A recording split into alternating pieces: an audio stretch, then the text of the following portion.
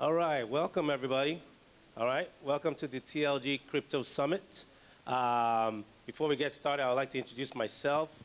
My name is Emeka Enu. I am the co-founder of TLG Ventures. I got started, actually I was introduced into crypto and blockchain through my brother. And when he told me about it, I was like, this is a scam. You need to get out of this, you know? And one of the phrases that my brother said, and it's a normal phrase around us crypto guys, is DYOR, do your own research.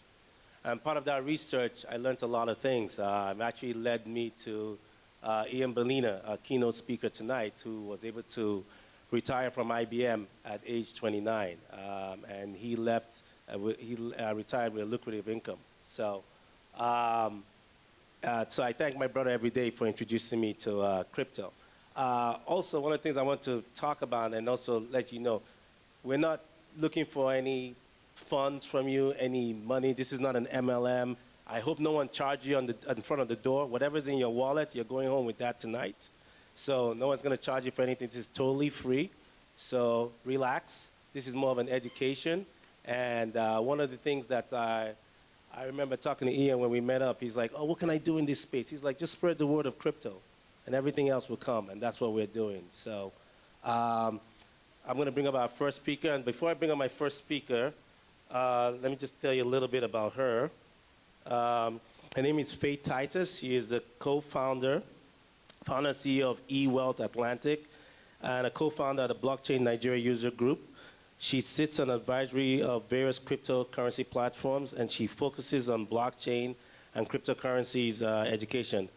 Faith attended the University of Dundee in the UK. Please welcome Faye Titus.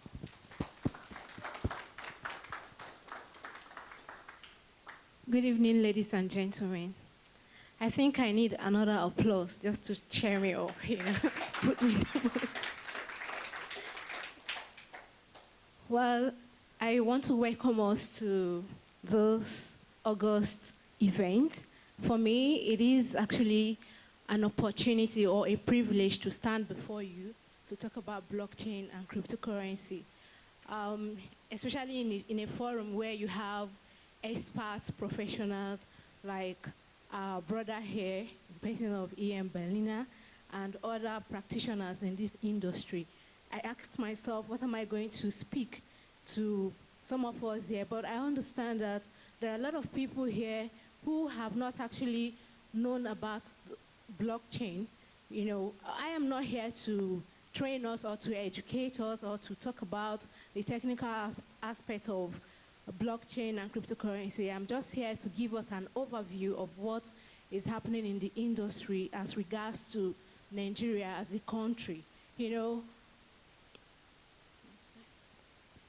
yeah, I want to ask, is there anybody here that have not heard about the word blockchain and cryptocurrency?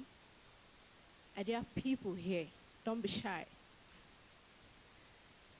Perhaps, maybe, I think my work is made easy, so I don't need to talk a whole lot on this topic. So today I'm going to share with us some statistics that has to do with blockchain and cryptocurrency operation, its acceptance and adoption in Nigeria, and what the government thinks about the industry and people that the industry has impacted their life, and where people who are very, very key in learning can leverage on to be able to know more about it and get certification. So basically, blockchain technology, as the definition goes, is a distributed ledger. In a simple way, it's actually a transactional ledger which data or informations can be appended on them, and when those informations are being written on them, it has that future, you know, and the capability of those informations not being distorted or addicted. So that is why it is immutable. It is also a decentralized system. It is decentralized because there is no single entity that can take control of the information that is written on the blockchain. Again, it is trustless. It is secured by the use of cryptography. It can be made open, you know. Even when the informations that are stored here are made open, to the general public, it doesn't mean that the information recorded there are not safe. They are safe because you have what we call a private key, which enables you to secure the information that are recorded there. Then cryptocurrency is actually a digital or a virtual currency that uses cryptography for security. And it is difficult to counterfeit. It is not like the normal fiat that we have, the naira that we have, or dollar. It is durable. It has so many qualities and features that can actually make someone to leverage on it. Well, one of the benefits are, one, especially on the blockchain, it has a greater transparency and improved traceability. It enhances security. It reduces cost. It also increases efficiency and speed. Take, for example, you have someone that is living abroad and you want to send money to the person.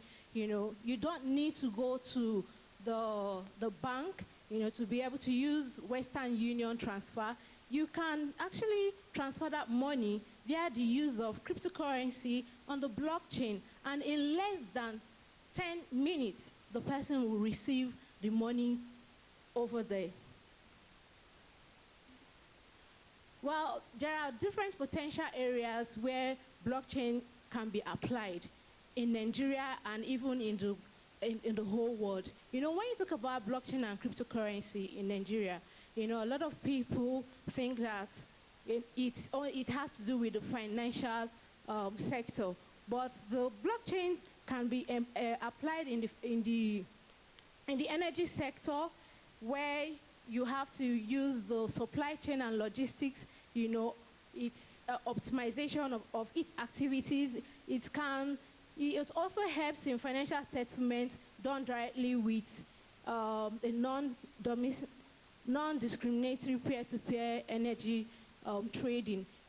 This actually gives us that opportunity to be able to eliminate a middleman in whatever transaction we're being carried on while we're doing our blockchain cryptocurrency transactions. Not only that, it's also applicable in the agricultural sector, the health sector, this list, and even the land registry and extractive industry. This list is, there are so many areas, or various areas that you can actually apply the blockchain and cryptocurrency or blockchain technology on.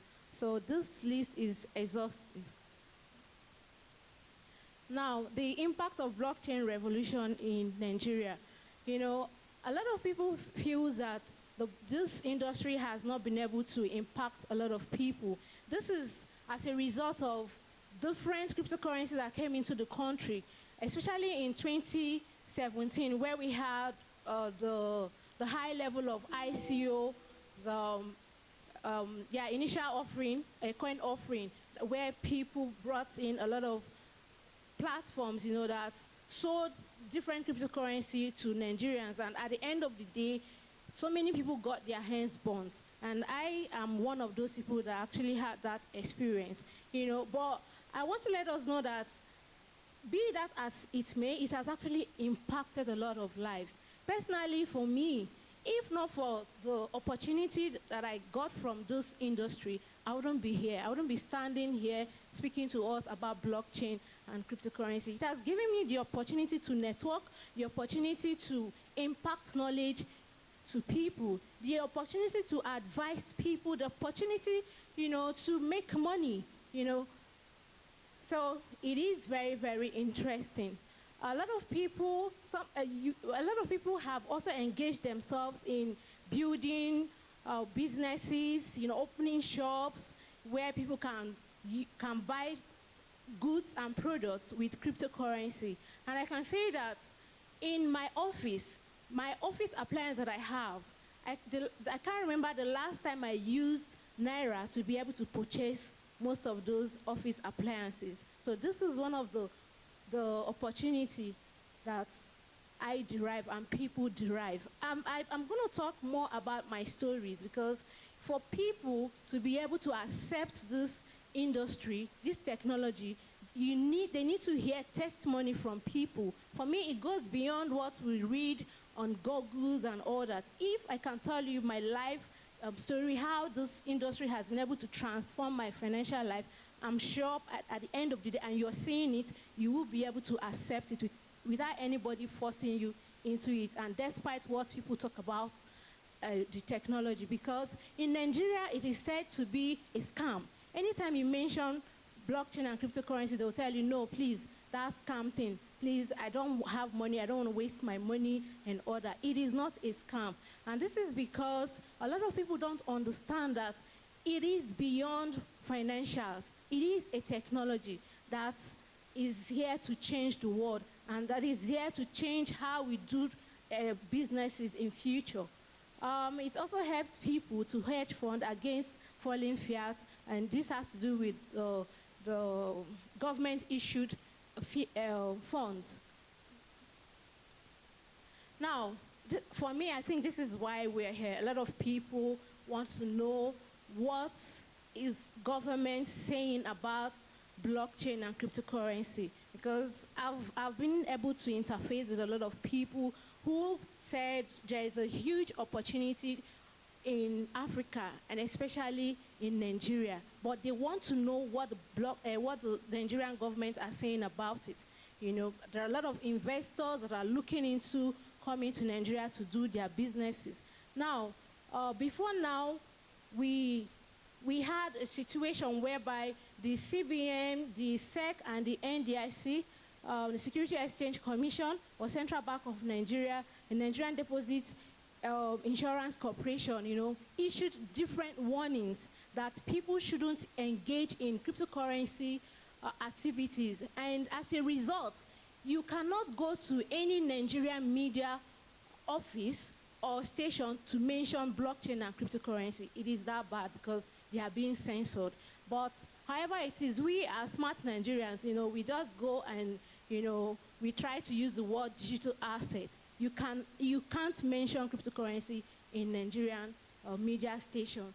But because of the advocacy that we've been doing over time, because for me and my colleagues or team, we've been in this industry since 2016, you know, despite those warnings, we have to put them just below our foot. And we said, since this thing is a revolution that has come to change the world, and I believe that the cryptocurrency or blockchain is meant for Africa, especially for Nigeria, because if one leverages on it, you have the opportunity to have a financial inclusion, especially for the unbanked people. So as a result, the government has been able to hear our cry. They've been able to hear a lot of things.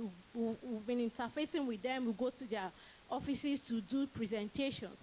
And we have been able to have a fintech roadmap committee on the Nigerian capital market that has been set up, you know, just recently. So this committee, they will be responsible in drafting the legal framework on blockchain and cryptocurrency operation for Nigeria. I mean, I think we should be able to applaud this. We should be able to applaud this. Yeah. So that tells us that we are actually making impact. So what do we expect from this group?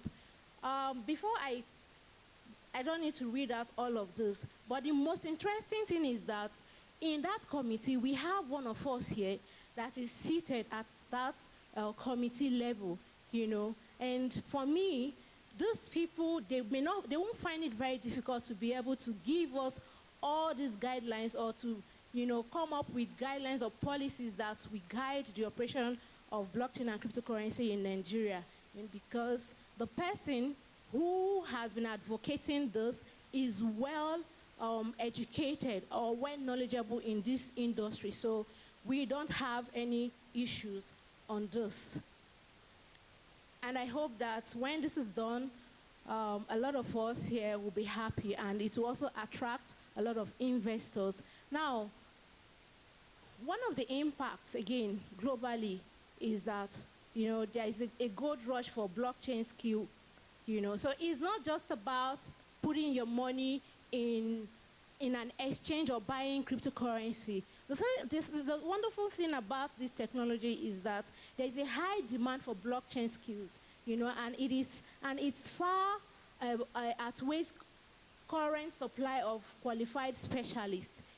People think that when you talk about jobs, opportunity, you just have to become a medical doctor, an engineer to be able to work, to earn a living. I can tell you that those, you can see from the trends there from 2010 up to 2016 to 2018, and going forward, there has been a drastic change or a drastic demand in those industries. Over time, I used to get a lot of notification on blockchain jobs. Recently, like 2 days ago, I had about 213 of the blockchain job, So that's to tell you that there's a lot of potential, there's a lot of value that this technology can actually add to anybody that wants to find a career path on it. Well, blockchain salaries beat technology industry norm by about 10 to 20%. From this illustration, you can see that the non-blockchain entity, this one, is lower than the blockchain, than the non-technical blockchain, salary. Yeah, the world needs more blockchainists. And how do we need this? We need to be educated. We need to learn more about this. And this is where, these are the qualifications or sectors that you can actually leverage on. You can become a quality engineer, you can become a development representative, research analyst, project manager, information security analyst. So this tells us that you don't need to become a developer before you can, find a career path in this. So I call this Satoshi's careers, So, and it tells us that blockchain industry is multidisciplinary, So it's applicable in every sector. So if you're here and you're looking for a job, you need not to become a banker, an engineer, or a medical doctor before you can, earn a living. And by so doing, because we want people to accept this technology and adopt it, we've been able to have an alliance with the Blockchain Council through the Blockchain Nigerian User Group, which I am co-founding. I've been able to set up a company called eWet Atlantic, where I engage on teaching people about the technology. Sometimes people come to me, oh, I see you travel around the world. How do you make this money? How do you do that? And I tell them it is blockchain technology and cryptocurrencies. But then sometimes they ask you, how much can I invest? I want to invest $10,000. How much can I make in a week? And I told them, sorry, I cannot. I have every opportunity to tell them, bring your $10,000 and I will put it somewhere, I'll trade with it. But then, because of the experiences that we have, gained over the past, I told them, you need to learn this first. You need to know what it is. You need to know how it works. So if anything happens in the future, you will be personally responsible. You don't come to hold me, or that thing you introduced to me, has actually, gotten me financially drained, and you start calling it Ponzi and all that, So this is the area, different career paths that people I can leverage on. You can go to the website. For anyone here who wants to work in this industry, you don't just need to read, study most of the things that are written on the blog, on Google. You need to research deep. You need to learn how it actually works, and you get certification. Because I believe that for anyone who wants to be employed in any sector or infrastructure, parastatal rather, when in the process of going for an interview, you're being asked to give your certification, right? So it goes beyond you talking about, I'm a blockchain expert, I can do this, I can do that. Because on social media, you can find a lot of experts on social media, which is not good. And when you have the opportunity to be employable and they ask you for a certification or a qualification, you have nothing to back it up. So for you to remain relevant in this industry, it is important that you engage in learning, getting certification in different areas of the blockchain technology. Yeah, so in conclusion, for you to be relevant, you need to be trained, you need to get the certification, and by so doing, you get the job. Thank you very much. Okay. All right, so, well, sorry, just to add, yeah, sometimes people say, oh, after learning everything about blockchain technology, where do I go to? Do I need to work in an office? No, you don't need to work in an office. From these statistics, you can see that you can actually work in remote areas. You can work online. You don't need to work in an on-site environment to be able to make a living.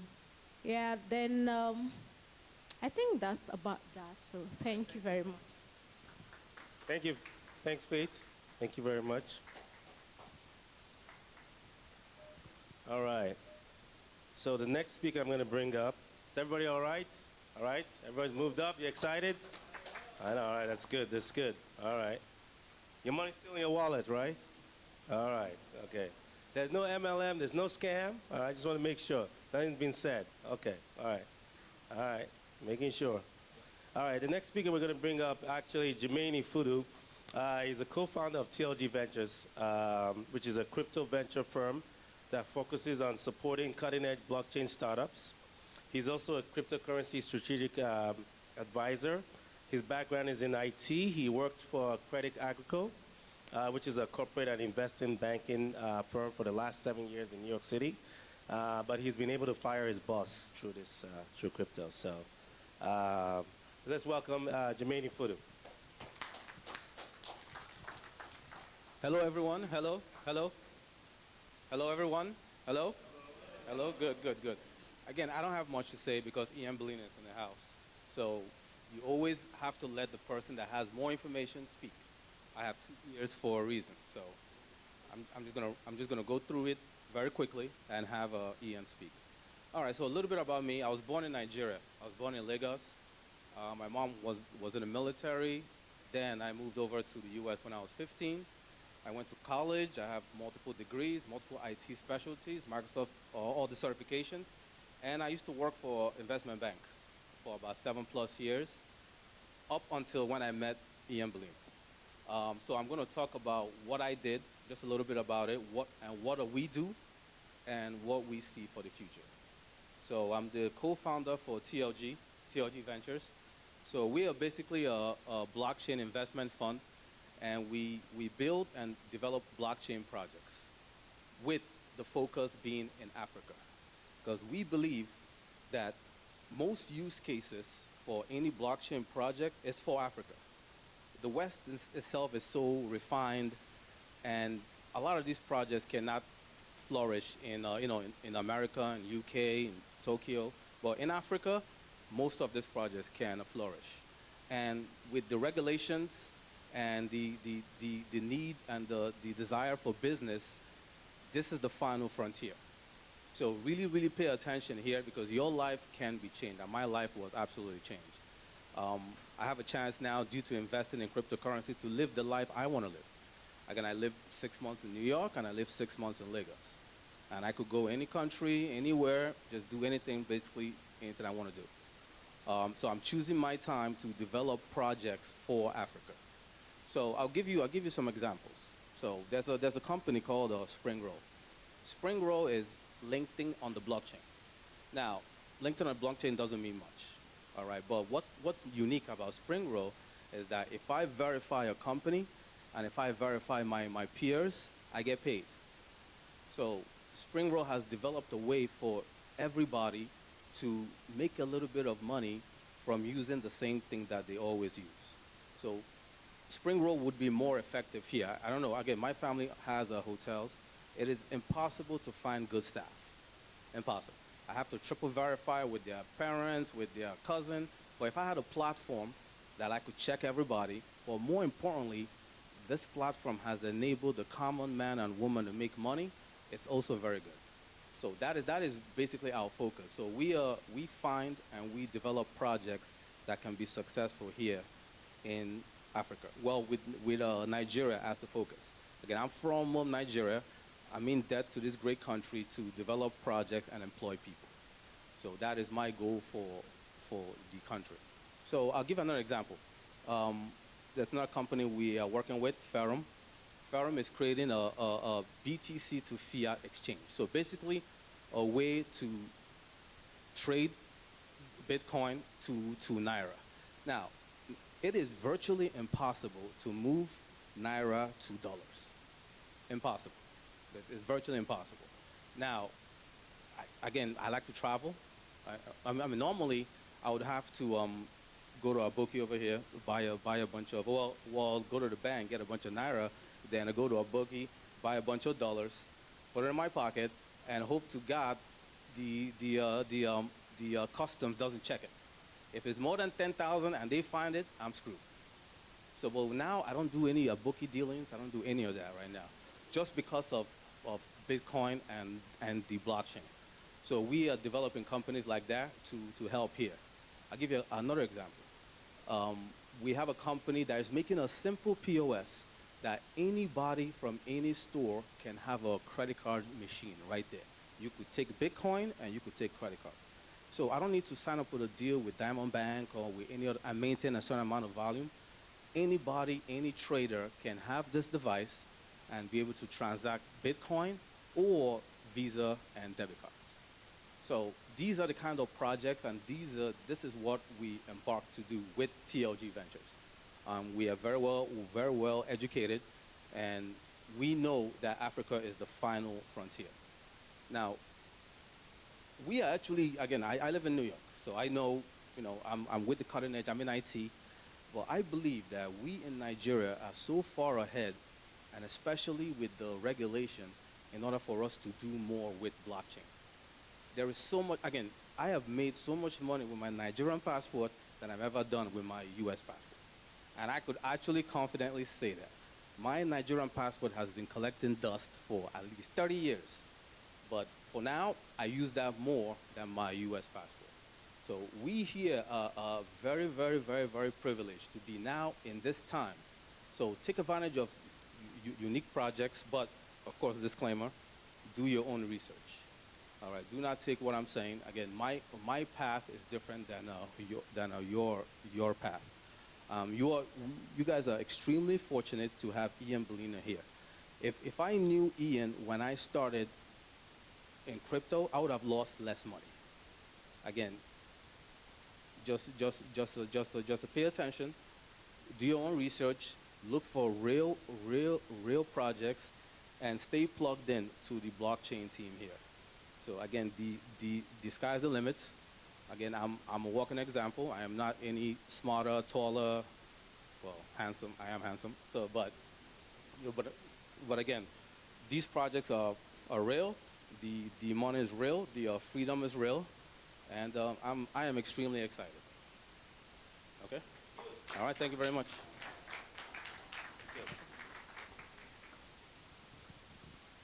All right, we heard from Jermaine Ifudu, who was able to fire his boss. All right, everybody good? All right, you good? Ready? All right, so you see he's coming up. All right, we call him our Ronaldo here. So, all right, so just tell you a little bit about Toyosi Amori. He's the lead product manager for payments and remittance sector at the Venture Garden Group. The Venture Garden Group, through their innovations, have helped increase the banking services to Nigeria's 85 million unbanked population. Toyosi is an innovation consultant, a digital assets advisor, an investor, serial entrepreneur, and he's also the senior consultant for Kuti Exchange, which we'll talk about. He's been in the blockchain industry since 2015, so he's an old man in this business. He's been influential in the growth and scale of numerous blockchain companies.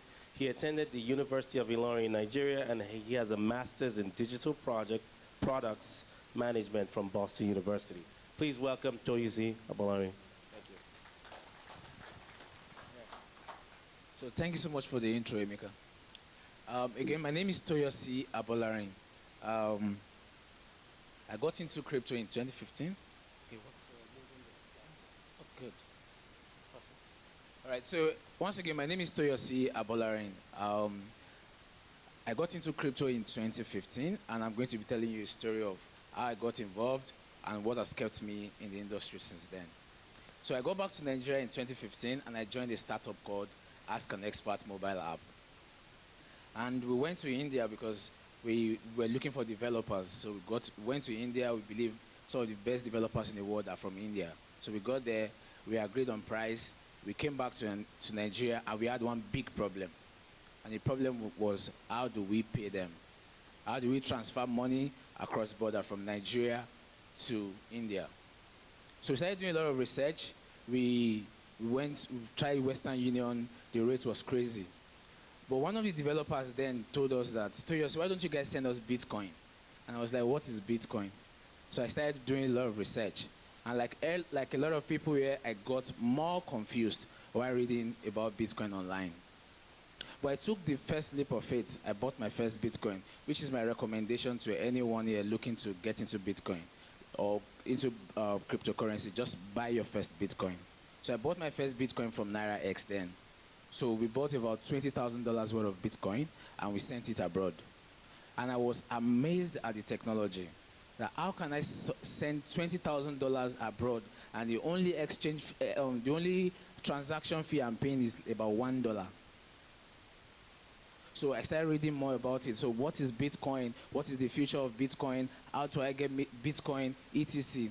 So I got so engrossed in the space that I went back to the guy that I bought my first Bitcoin from, the CEO of NairaX, and I said, guy, this thing should be better than this. Then fast forward to 2016, something amazing happened in Nigeria. How many of you know MMM? How many of you were victims of MMM? All right, so that was the Ponzi scheme that came to Nigeria. And I do tell a lot of people that MMM is one of the game changers for crypto adoption in Nigeria. Yeah, because a lot of people started reading more about Bitcoin, started knowing more about Bitcoin then. So because of this, I went back to the CEO of NairaX, and we identified an opportunity. I said, so how do we grow this industry? How do we grow adoption? How do we sell more? And we grew, by working with him, we grew his user base from less than 5,000 customers to over 120,000 customers. And he started doing an average volume of $1 million every month. Even as of last December, I think he did about $7 million. He made so much money that he even left the country. Then fast forward to 2017. So I started looking up, so what's the next big thing, which is ICO. Then I discovered Balina.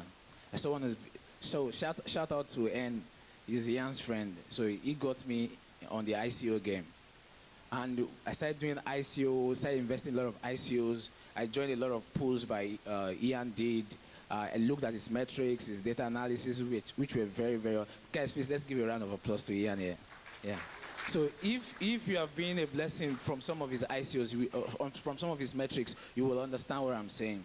So imagine doing 10x, 20x in a week on one single project. That was how I made so much money from ICO.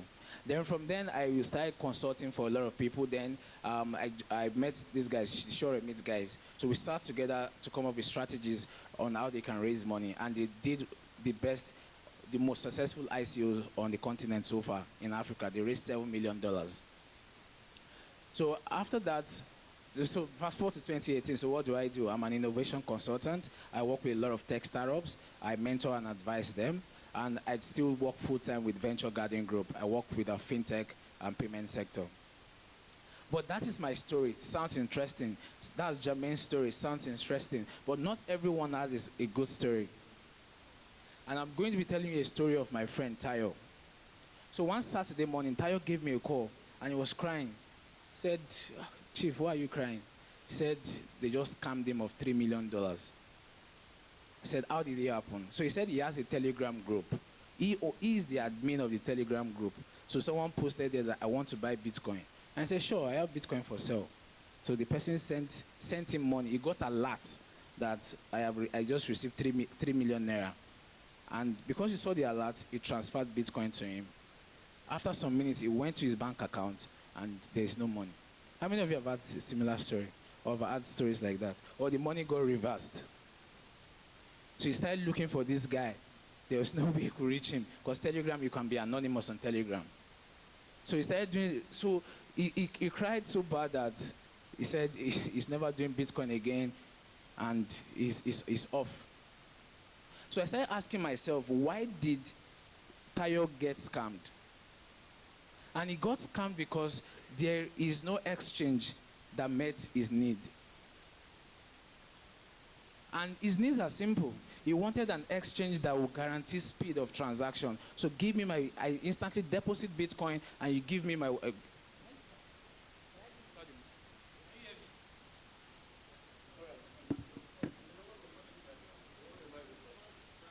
better.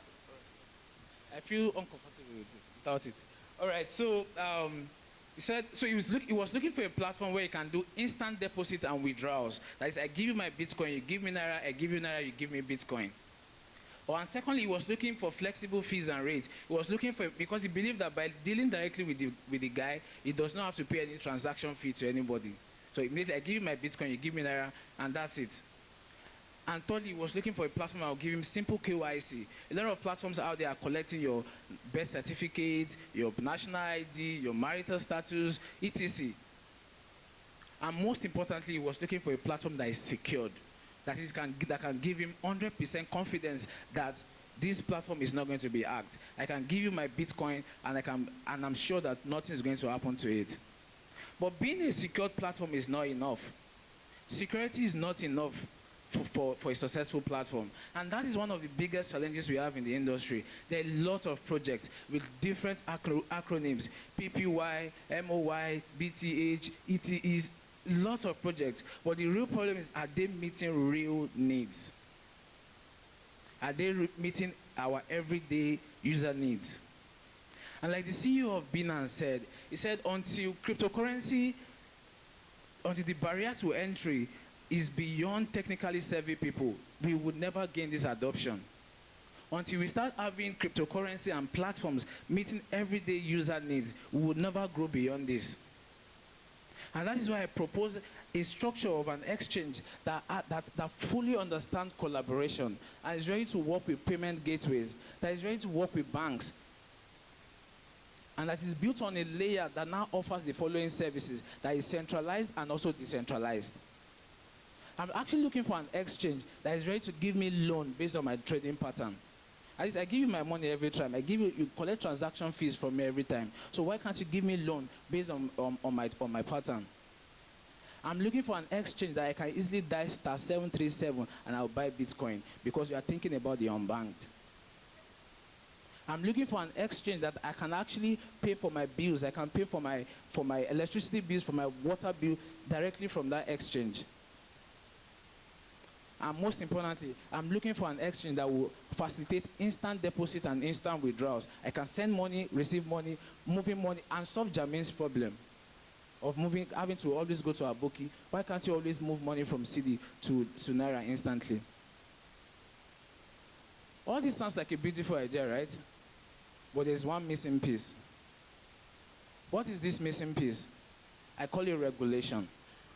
Until the government understands that there's a lot of economic advantage by putting down proper regulatory structures and policies, we will never grow. And until blockchain entrepreneurs and developers also understand that for us to grow, we need the government to help us identify the users. We need the government to help us put down proper structures for KYC and AML. We will never grow. And here is a chart of crypto regulations across country. And if you look at it, we will see that it's only in Africa we have little to no regulation. But trust me, I see this as a big advantage, because now we have an opportunity to sit down with the government to say, this is how the industry should go. This is the right structures to put in place. You know, one of the biggest promises blockchain is giving us is freedom. Because let's look at China as a crazy practice. They banned ICOs, they banned exchanges. But are you telling me Chinese don't trade exchanges again? Or the Chinese are not investing in ICOs? That's a big lie. Because you will still do it at the end of the day. People will still invest with or without the government. So it is better for the government to see how we can work hand in hand together. And it's also very, very expedient for us as entrepreneurs, as developers, as game changers to see how we can work with the government too for it. So I'll wrap up with this. For us to actually build the exchange of the future, we need to be bold. Not only bold, we need to open up to collaboration. And like Steve Jobs said, he said, the future is for those people who believe they can change the future are actually those who do it. And that is why we are here today, to support the TLG and Etherium network guys. I've been working with these guys for a while now, and I understand the amount of research, the amount of resource they've put in place to ensure that they are putting down proper structures, putting down proper ways to go for their exchange in Nigeria. And that is why they took out the biggest step and launched Kuti Exchange. No, this is not. The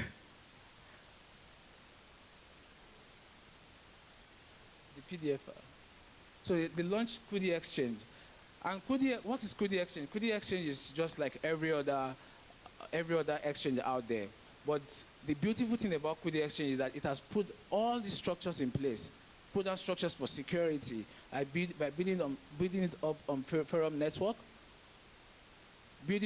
working hand in hand with the government to ensure that there's proper regulatory framework for us, and most importantly, they are factoring out how they can make it usable for everyone. So I'm going to do a quick demo of Kuti here. Yeah. So as a product guy, I understand that when we are building our product, your priority is to launch an MVP, that is a minimum viable product, something that you can give out there to get user feedback. And I'm going to be showing you one of the features of Kuti Exchange, which is just the deposit feature. So, okay, which is the deposit feature. So what they've done is they've integrated and made sure that deposit onto Kuti is as fast and seamless as any other thing. So click on the Naira. Yeah, click on it. Deposit. Let's start with 200 Naira. Make sure that it is as simple and as fast as it is. So they've reintegrated into a payment gateway. Also understand that collaboration to have collaboration at its heart. They've integrated a payment gateway that will collect MasterCard, Visa card, AMX. It is any type of card it's going to collect. And they've also integrated for bank account deposit. So they've integrated to get all 7 banks, 7 of the biggest banks in Nigeria. So you can see Access Bank, First Bank, GTB. Let's try to deposit with GTB. So I'm just going to show you just a quick picture of how it looks. And most importantly, like even Binance doesn't have this feature today. Binance, which is the biggest exchange in the world, doesn't have this feature today, where you can actually deposit with your card or directly from your bank account. So this might take a while. So let me just wrap it up.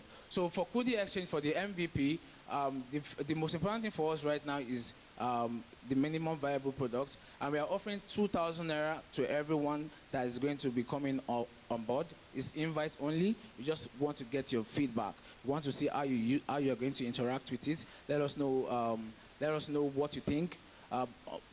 When you are leaving, please meet the lady outside. Just give us your name and your phone number, and we are going to contact you for it. So finally, I'll wrap up with a saying by one of my favorite quotes. Said the best way to predict the future is to actually create it.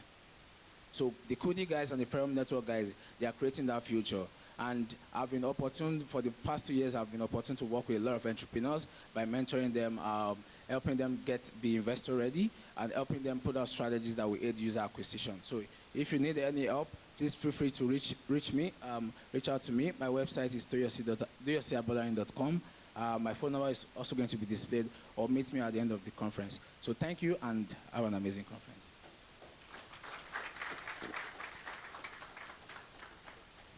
Like Toyisi said, if anybody's interested in the pilot program for Kuti Exchange, please meet the ladies outside. They'll take your information, okay? Name, email, and phone number. And that's it. We'll start soon. Everyone's all dressed up here, except me. I still haven't got my shoes yet from the airport. It's true. I've been going to the airport every day for the past 3 days. My luggage hasn't come yet, but fired up, right? You manage.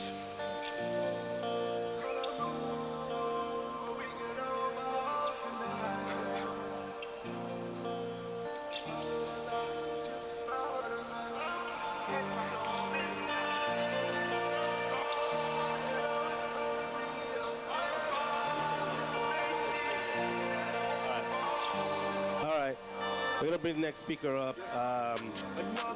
While Toyisi is figuring that out. Like we call Toyisi Ronaldo, we have a Messi too.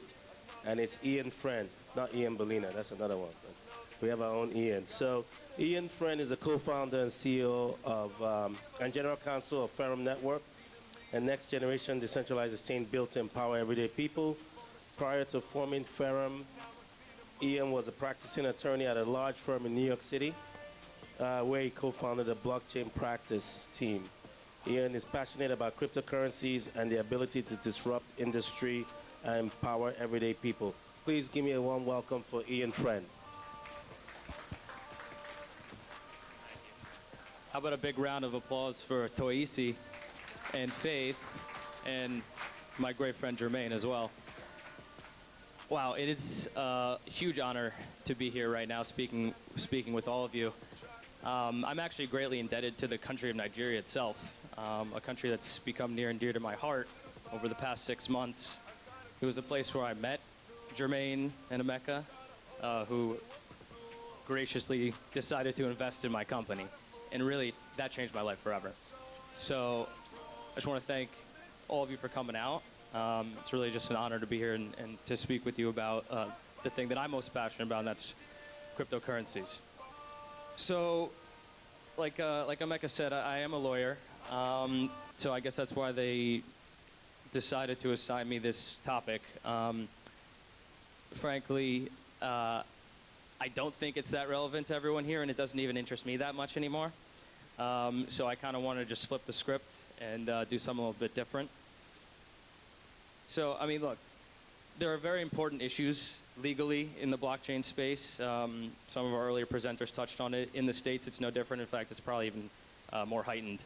You have the SEC breathing down people's necks, the IRS claiming that Bitcoin's property, the CFTC saying it's commodity. I mean, there's a great legal mess in crypto right now. But I don't think that's interesting to the people here. I'm not that interested in it myself, which is why I quit the practice of law to begin with.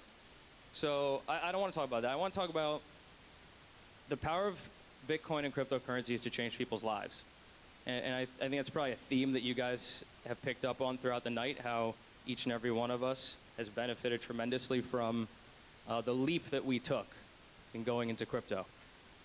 So I just want to start with my story and kind of take it full circle like that. So this was me a year ago.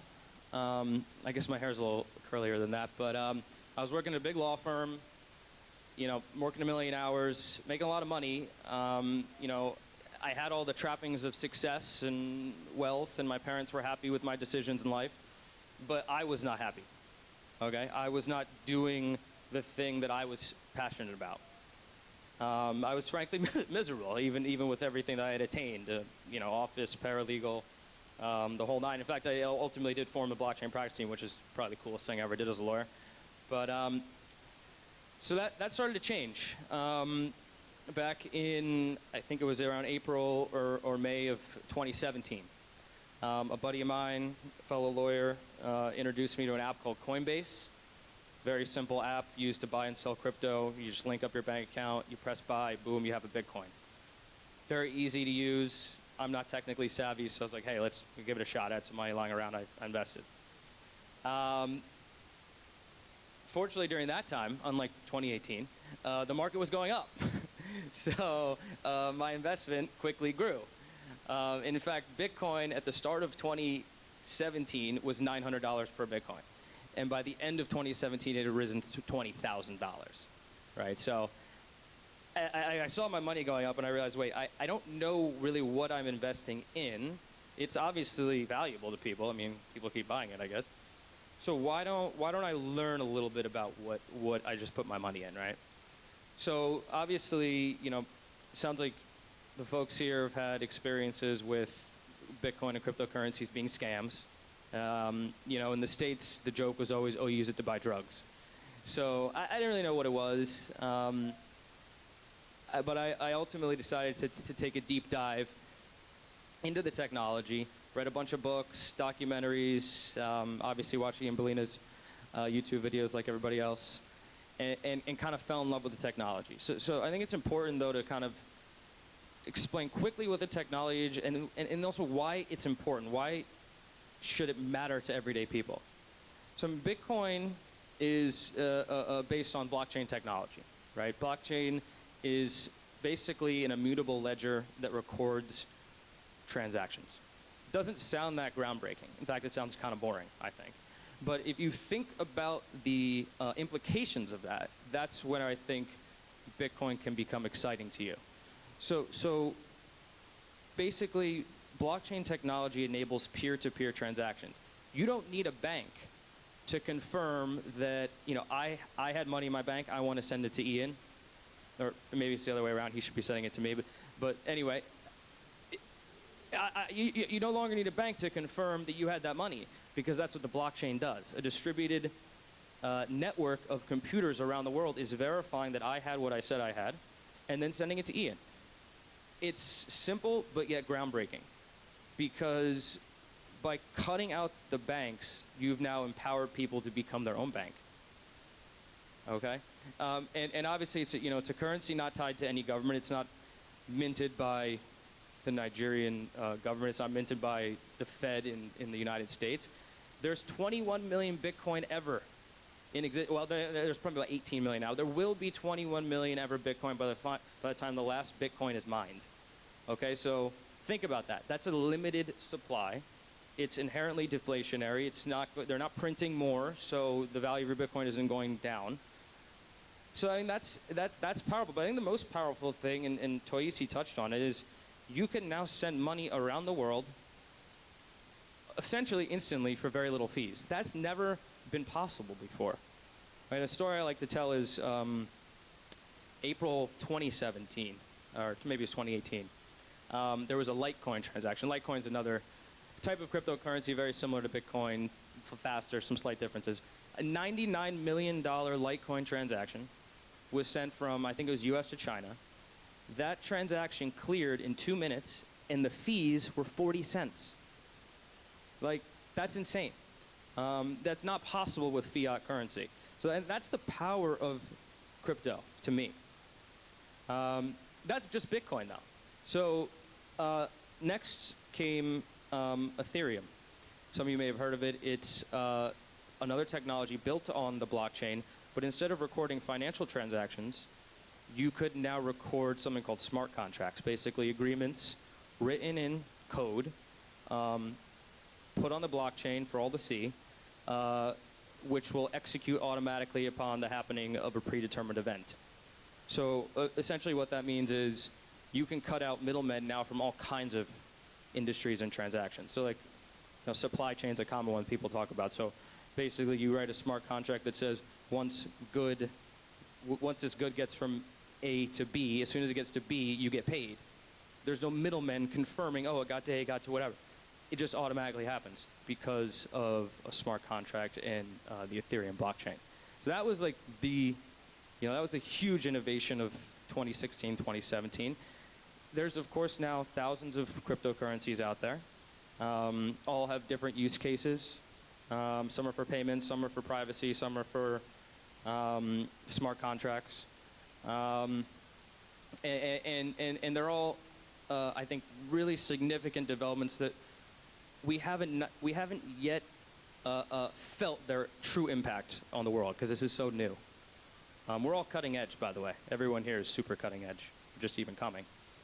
So these are the things to me that this is the power of crypto for me. I mean, power back to the individual, cutting out the middlemen. You're reducing the government control of money. You don't need to worry about a pesky credit card and bank. You don't need to walk around with physical cash anymore. I know that's an issue in this country, having spent some time here and having to carry around a lot of cash. And you can send money around the world in minutes. I mean, that's powerful, very powerful stuff. So you might ask yourself, why? Okay, if this is so amazing, why hasn't it taken over? Why is not everyone talking about Bitcoin? Why is not everyone transacting in Bitcoin? There's a disconnect between the technology and the outcome, at least as it stands today. So, I mean, we've identified a few technical reasons why Bitcoin might not have had the impact that we all wanted it to, especially during the run-up of 2017, thinking it was going to change the world, and now the price has dropped. So we've identified a few I think the most significant problems that are preventing it from becoming truly a global payment platform that will replace Visa, MasterCard, et cetera. One of those is speed, right? Bitcoin transactions for sending money around the world, it's pretty good, right? You send $100 million and it gets there in 2 minutes. That's amazing. But if you want to buy a cup of coffee, you're not going to sit there and wait for the transaction to clear before you get your coffee. So it could take up to 10 minutes. So it's not realistic for that. Also, the network fees are, in our view, Etherium Networks' view, higher than they should be if we're going to replace fiat money. At the height of the mania of 2017, the price was $20,000 per Bitcoin. The price to do a transaction was at least $5. So you're not going to buy a coffee with a Bitcoin, and the transaction fees cost as much as the cup of coffee, right? And the other issue is there are now hundreds of blockchains, all doing different things, hundreds of currencies, but they're all siloed. They're all separate. You can't send money from Ethereum to Bitcoin. It doesn't work that way. So, we at Etherium identified these problems that we think are preventing Bitcoin from becoming really mainstream and really global, and we set out to solve them. Well, I didn't. The developer who is in New York right now coding, he couldn't be here, but he's solving the problems. I'm just the lawyer. But so that's why we built Etherium Network. So Etherium Network is, you can think of a transaction layer that enables the fast and cheap transaction exchange of any digital asset. Okay, so Bitcoin, Ethereum, Ripple, any asset, you plug it into Etherium, and now you're as fast as Visa. Now you're actually cheaper than Visa. Every transaction just costs 1 cent consistently. Okay, so that, to us, this is kind of one of the breakthroughs that we need to make crypto mainstream.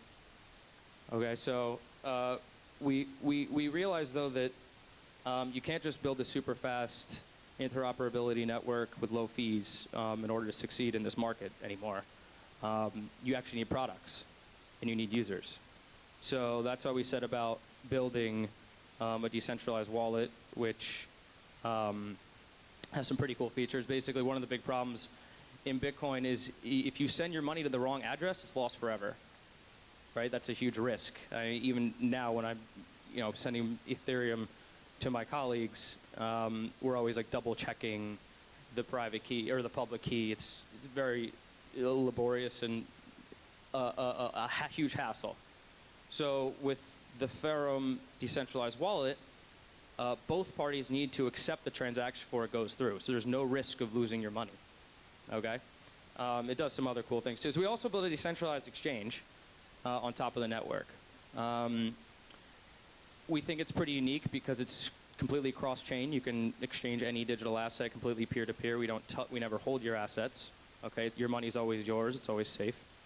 But we built some cool features to make trading more fun and less intimidating. Like, because I know for myself, trading is kind of a lonely, scary thing. I mean, fortunately, we have guys like Ian who can kind of show you the way a little bit. But why not have a feature where you can, as a trader, live stream your trading to your followers and teach them how to trade? So we're building a Twitch implementation. Twitch is this platform where you can watch people play video games. We're now allowing people to watch people trade. The other really groundbreaking thing about our exchange is, we're blessed that our team has 5 PhDs on it. So one of them is a quant. He works at Morgan Stanley. He built an algorithm that can predict the market. He takes a bunch of different data points, and it predicts which way the market's going to go with 60% accuracy. I mean, it might not sound that impressive, but if over time, in theory, you should be making money if you can follow those suggestions it's going to make for you. So these are things that's all in development. So we also built a way to store your private keys. You maybe have heard about private keys. It's the string of numbers and letters that kind of represent your crypto. It's always a challenge on how to store those and where to store your cryptocurrency. So in the States and in Europe, we're fortunate to have access to products called ledgers and treasures. They're basically thumb drives. You store your private keys. In the developing world, places like Nigeria, you guys don't have access to those products, but you still will have needs to store your private keys. So, the developer Etherium came up with this ingenious solution of basically turning an old Android phone into a cold wallet. So all you do is you download this app, you take out the SIM card, and you can send your crypto there using QR codes, which I won't get into what those are, but it's groundbreaking. So finally, the last product that we can build on top of Etherium are fiat to crypto exchanges. And Toyisi was so gracious to show a short demo of Kuti Exchange, which is our first fiat gateway. It's being launched here in Nigeria. It's by Nigerians for Nigerians. We just did the tech. It's a Nigerian company. And I guess I'll talk about that in a second. I got ahead of myself. So Etherium, one part about crypto is, okay, how can I invest? How can I get involved with this? Oftentimes you hear about utility tokens. Okay, so Etherium has a utility token similar to Ethereum. Basically, you must spend it to run transactions on the Etherium network. Every transaction costs about 1 cent. Keep it very low. The cool thing, though, about it is that due to the way this technology was built, every time you spend a Etherium token, that token is burned forever. It goes away. So the supply is always going down. So, our vision is to have millions of users here in Nigeria on Kuti, spending, doing transactions every day. Users around the world on our DEX, on the wallet. Obviously, if this happens, this will have a positive impact on the price. Okay. So the I think most exciting product that's coming out shortly, Toyisi touched on, and we're doing the pilot program, is the Kuti Exchange. So basically, it is an exchange where you can buy and sell cryptocurrencies with Naira.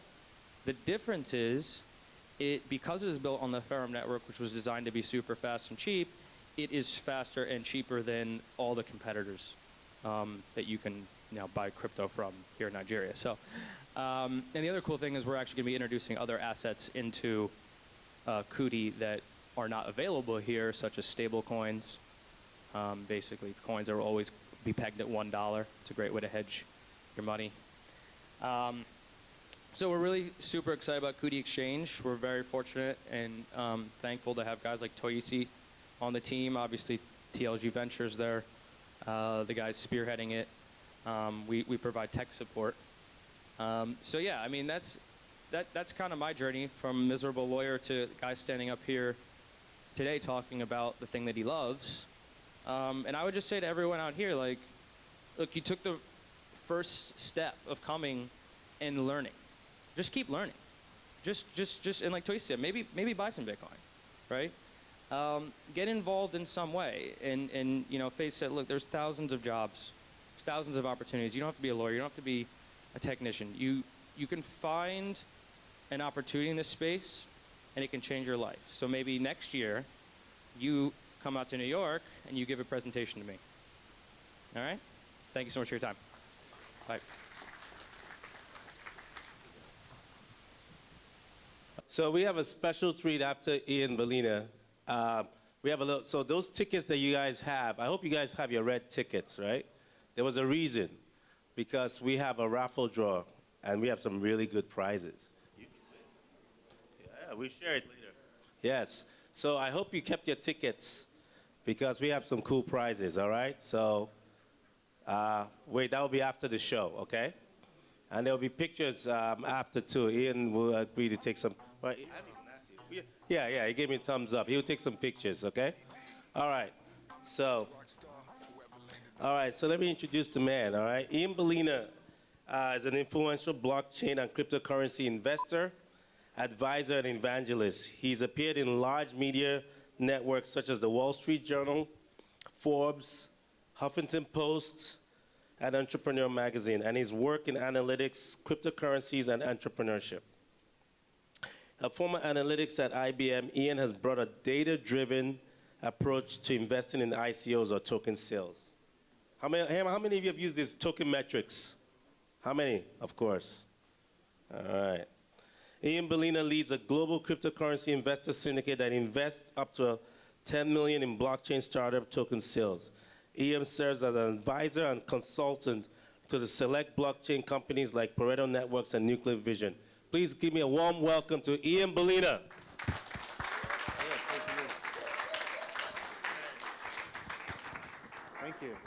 Thank you. Wow, Lagos, Nigeria. We're finally here. We're finally here in the motherland. First of all, thank you guys so much for being here.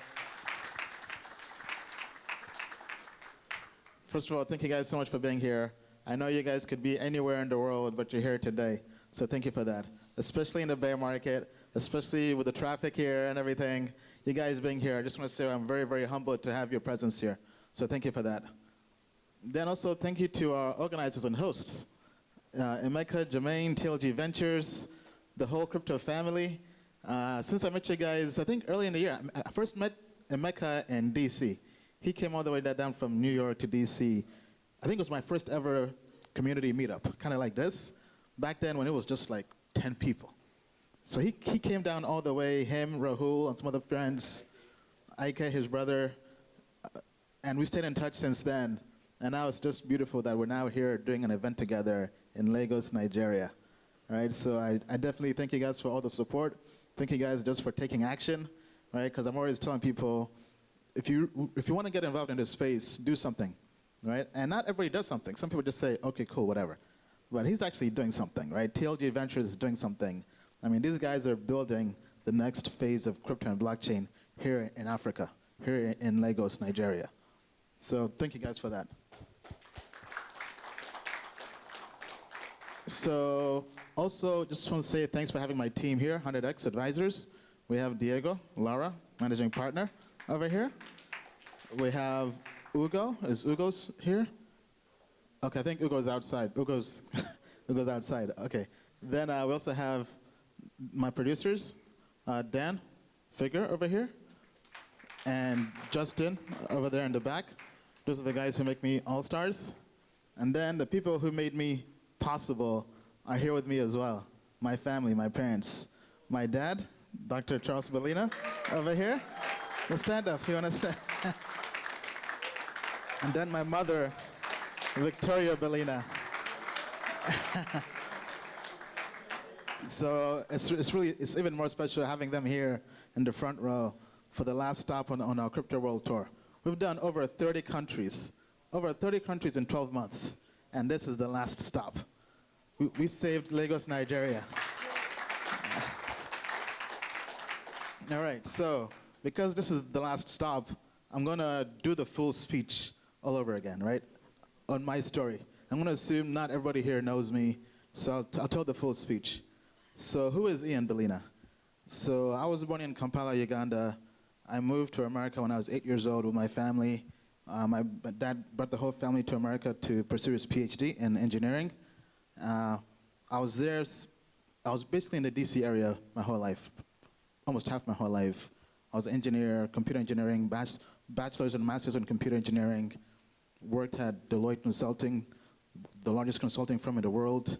It's known as being a consulting firm where it's harder to get into Deloitte than Harvard. That's basically their whole claim to fame. Then after that, though, I mean, I liked the job, but I only worked there for about 2 months, and I noticed, you know what, this is not the job for me. It was a good job, good pay for graduating grad school, but within 2 months, I knew it was not the job for me because I was working 80-hour work weeks. First of all, they flew me to the middle of Kentucky, right? For those who don't know Kentucky, it's like the middle of nowhere. And I was working on this healthcare project in IT. And I had this boss. I mean, this guy, it was all about just really keeping up appearances.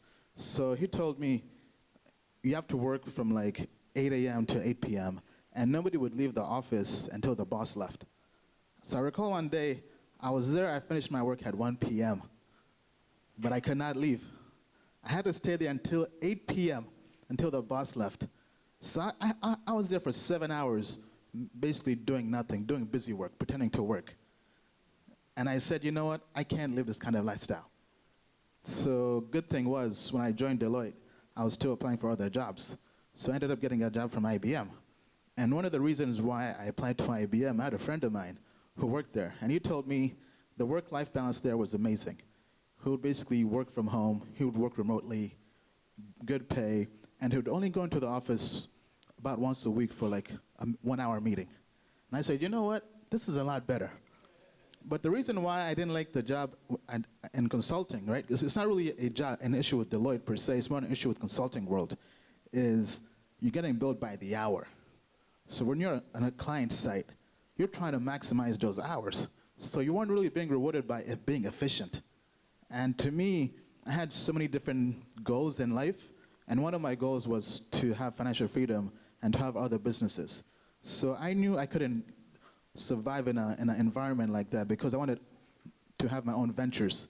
And the fact that I had to work 8 a.m. to 8 p.m. meant that I couldn't pursue my goals during what's basically supposed to be my own time. Because outside the 9 to 5 time, I was still working for the company. And I had to have my weekend time to work on my startup, on my ideas, on my goals. And looking into it, I said, you know what, I have to get out of there. Ended up getting a job offer from IBM, and I went there, and it was one of the best moves I ever made, right? IBM really helped me become who I am today, because it's a top 20 company in market cap, right? Fortune 20 company. And I learned so much. And besides having better work-life balance, right, it let me really get to see how an all-star company operates, right? A world-class company operates, because for a company to be in business for over 100 years at that stage and do what they do, they have to know something. So I worked there for 4 years. My first 3 years, I was IBM Analytics Evangelist or Sales Engineer. I was selling the IBM Hybrid Cloud, the IBM Analytics Product Suite, IBM Watson Analytics. I was working with data and analytics. And the beauty of that job, it taught me so many good skills because they wanted somebody who could speak both the technical language but who could also talk to line of business, who could talk to CEOs, executives, and get them to buy IBM software. Because the issue you have is you have engineers who are just purely technical, but they can't communicate those concepts to a CEO who just speaks business and numbers. So they wanted somebody who's kind of in the middle. They wanted an engineer who can sell. So when I worked there at IBM, it changed my life. I was making over 6 figures, making good money, but as my parents probably know me, I've always never been complacent. I've always wanted to kind of keep on leveling up in life. So although I was making 6 figures, people were saying, hey, you know what? You're young, you're like 26, 27, be patient, wait for things, right? I was waiting for promotion or for other things to make more money. And I said, how can I make more money? I had other side hustles I was doing. I had an Amazon FBA business. I would import items from China, private label them, and sell them on Amazon. That was making me some good money on the side. I had an Airbnb short-term rental business. That was making me good money on the side. I had a startup where I put in over 100 grand of my own money. That ended up flopping. But the lesson I learned from that has really helped me become who I am today. So I had so many things I was doing on the side, and I was able to do all those things on the side because of the work-life balance I got by really structuring my lifestyle and making a change, because I couldn't have that kind of lifestyle working in the consulting world. So I changed to sales, where I was working remotely and had basically control of my schedule the whole week.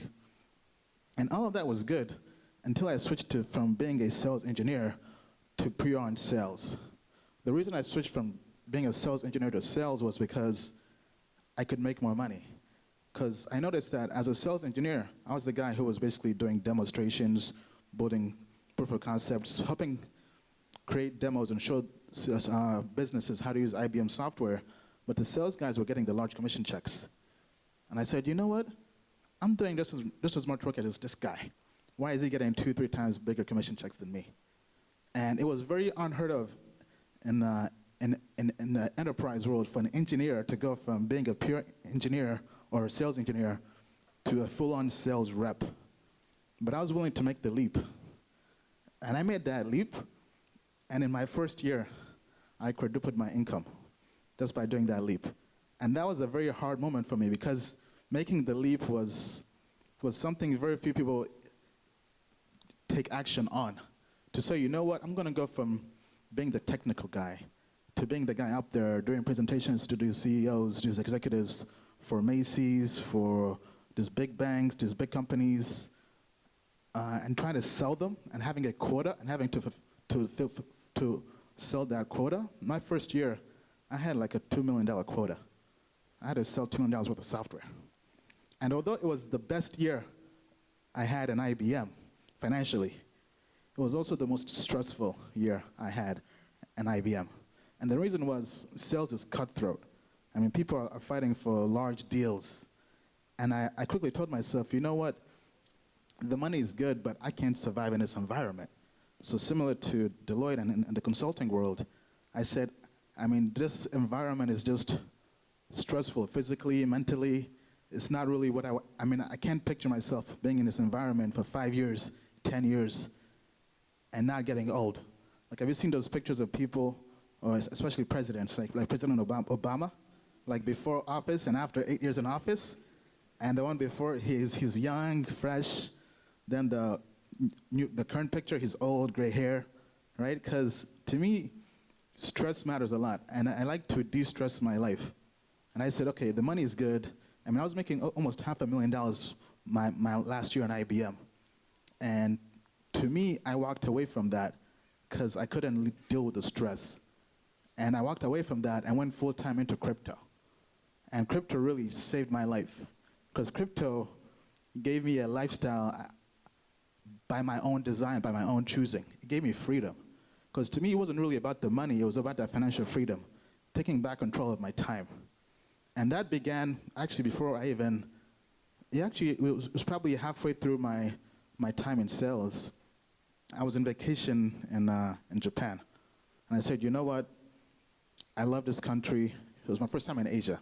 I was there for 10 days. I was there with Ugo who finally showed up. I was there with Ugo, and I had to go back. And I said, why do I have to go back? My visa gives me 3 months access to Japan. And the reason I had to go back was I had to go back to my job. I had to go back to work. And I said, it feels like here I'm young, I'm making good money, I'm traveling, I feel like I'm on top of the world. But yet I still have to go back and work for this company. And I was like, this company is controlling my time. And I said, it didn't really matter how much money I made. The real issue I had to solve was getting control of my time. And that's when I came back from Japan. This was in February 2017.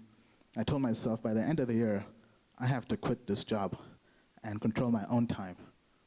And I looked at everything I was doing, and I said, what business am I doing, or what venture am I doing that can give me the money to take back control of my time? I looked at my Airbnb business.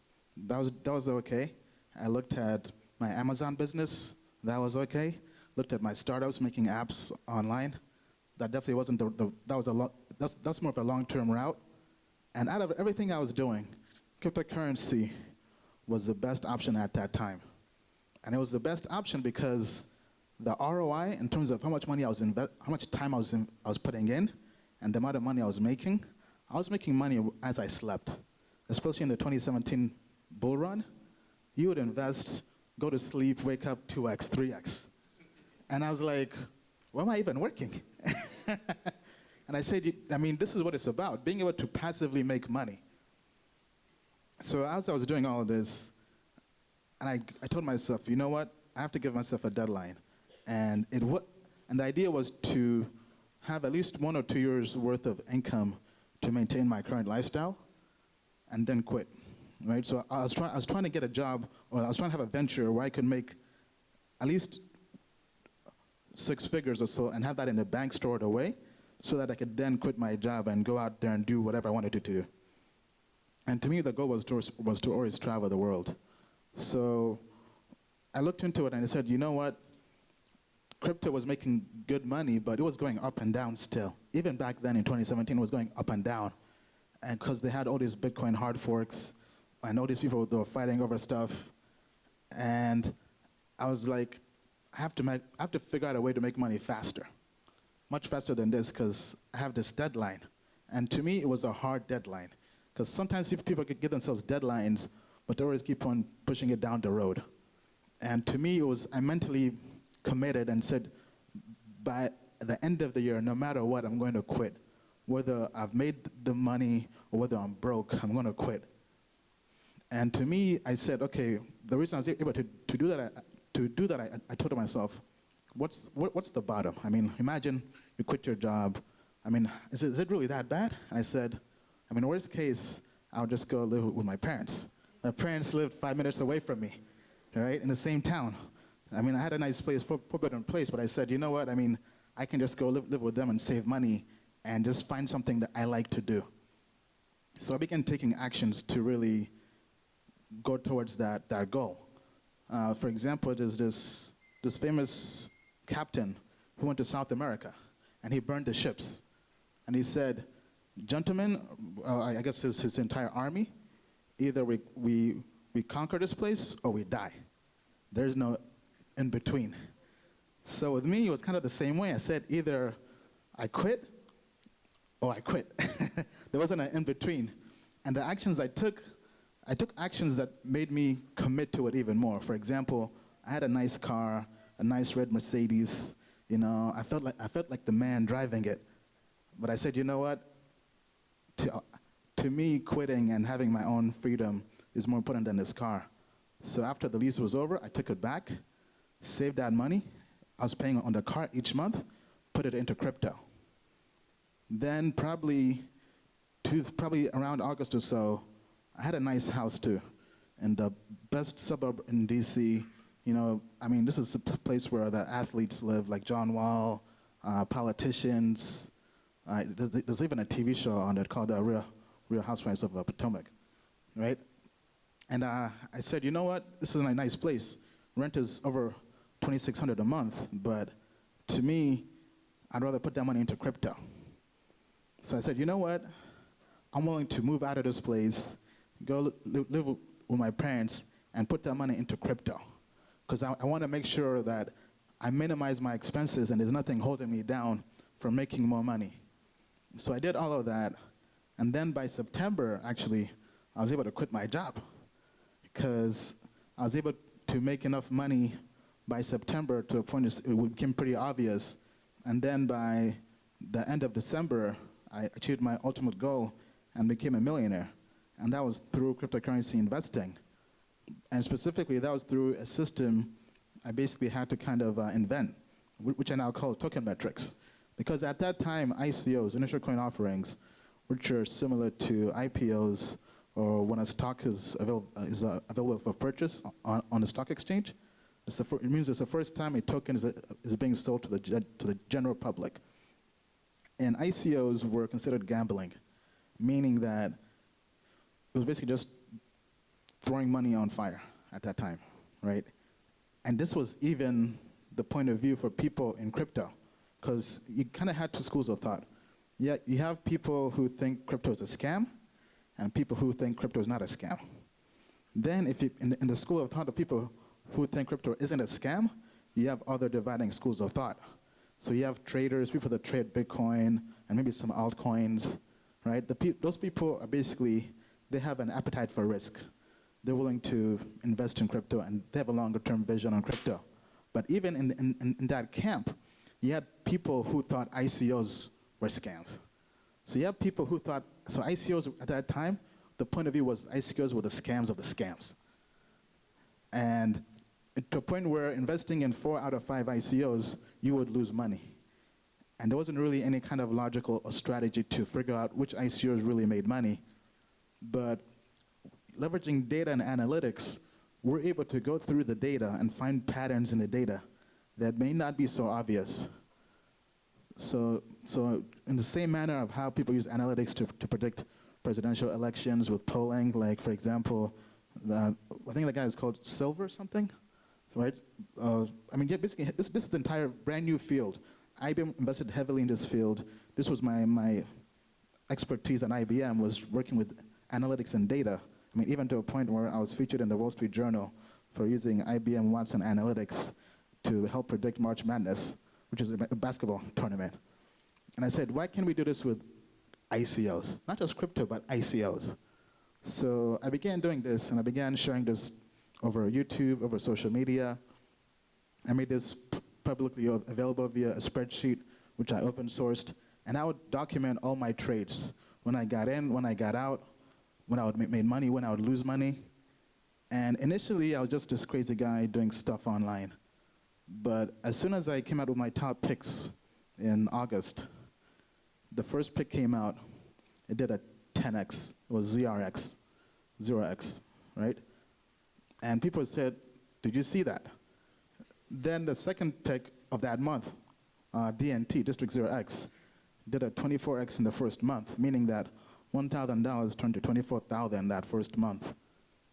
So I had 2 picks do a 10x the first month, and that's when the word began spreading. I kind of began going viral, and then that's when the first Ian Balina effect happened. Then I had other projects like Wabi, which ended up doing 100x at the all-time high. Then Icon and other projects, even in the bull run, because you have people were making money in the bull run, but then the things that were making the most money in the bull run were the ICOs. And that's when people began paying attention to ICOs, and people began paying attention to them because we had kind of cracked the code, because they weren't really gambling anymore at that time. So we had really cracked, in 2017, we had cracked the code where we had flipped it from where 4 out of 5 ICOs lost money to where we were consistently making a 5x or more, a 5x average ROI on 4 out of 5 ICOs. And that was really unheard of for a space that people thought was just scams.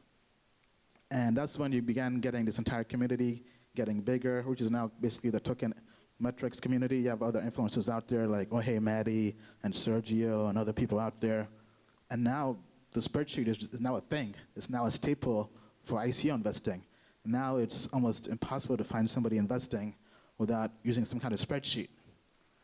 Right? So anyway, after I quit my job, I went out there and just kind of went after my goal of traveling the world. And as I was traveling the world, I met other people who wanted to kind of meet me, thank me. Some of them were my community members who also made money from token metrics or the spreadsheet. And that's where it went from being just a meetup in a bar or a happy hour or a restaurant to more talks like this. Because it came to a point where the restaurants and bars were just getting too overcrowded. Because I would just tell my audience, I'd give them 1 day's notice, and next thing you know, 200 people would show up. And I say, you know what, maybe we should plan this out. So anyway, that's kind of my story in a gist. I just want to thank you guys all for being here. We have a lot of stuff planned for you guys here today. We have a panel discussion coming up. We also have an ICO pitch competition. We have, I believe, 5 or 6 ICOs pitching here. We'll be crowning a winner for Lagos, Nigeria. And then as most World Tour events, we'll also be having an AMA, Ask Me Anything, with me and the panel. Any questions you have, we'll make sure to answer them. How does that sound? All right, thank you guys. Thank you. All right. Good evening, everyone. I hope you're catching fun as much as you can. I'm going to be calling up some of the panelists that will be participating with Ian tonight. As we normally say, ladies first, I want us to welcome Ms. Faye Titus. She's CEO, eWealth Atlantic, and co-founder, Blockchain Nigeria Users Group.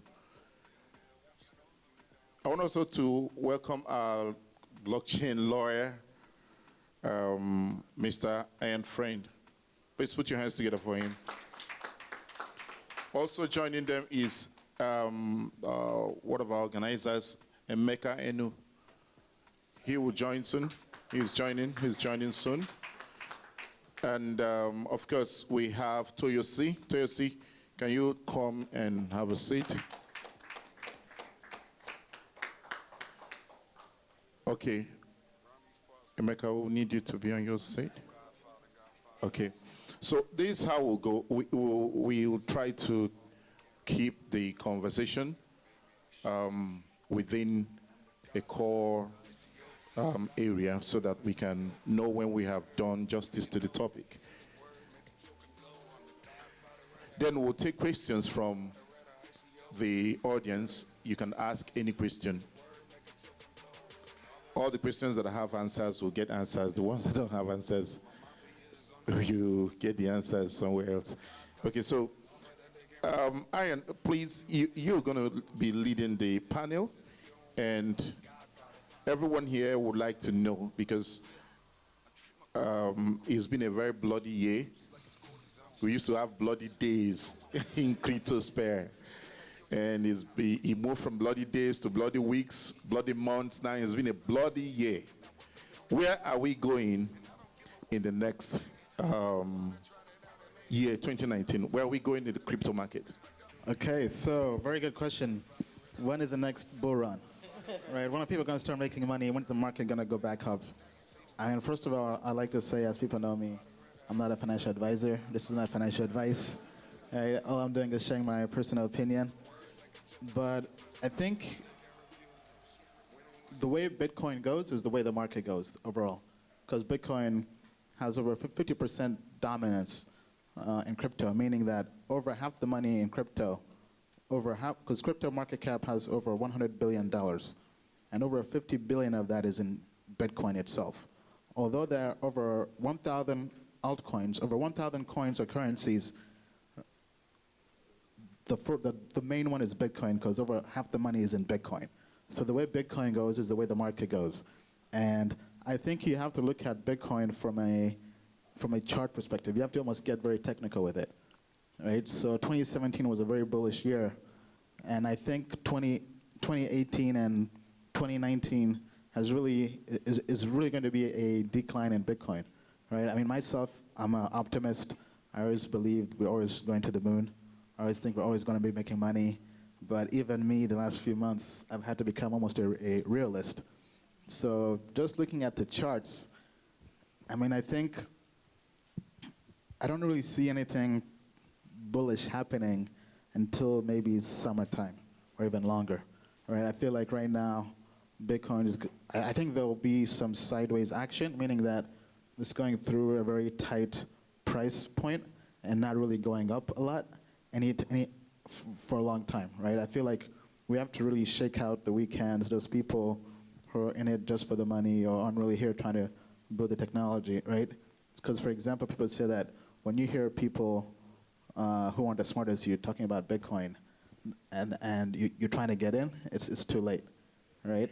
For example, one warning sign I missed out on was my local barbershop, right? I was there, and everybody was talking about Bitcoin.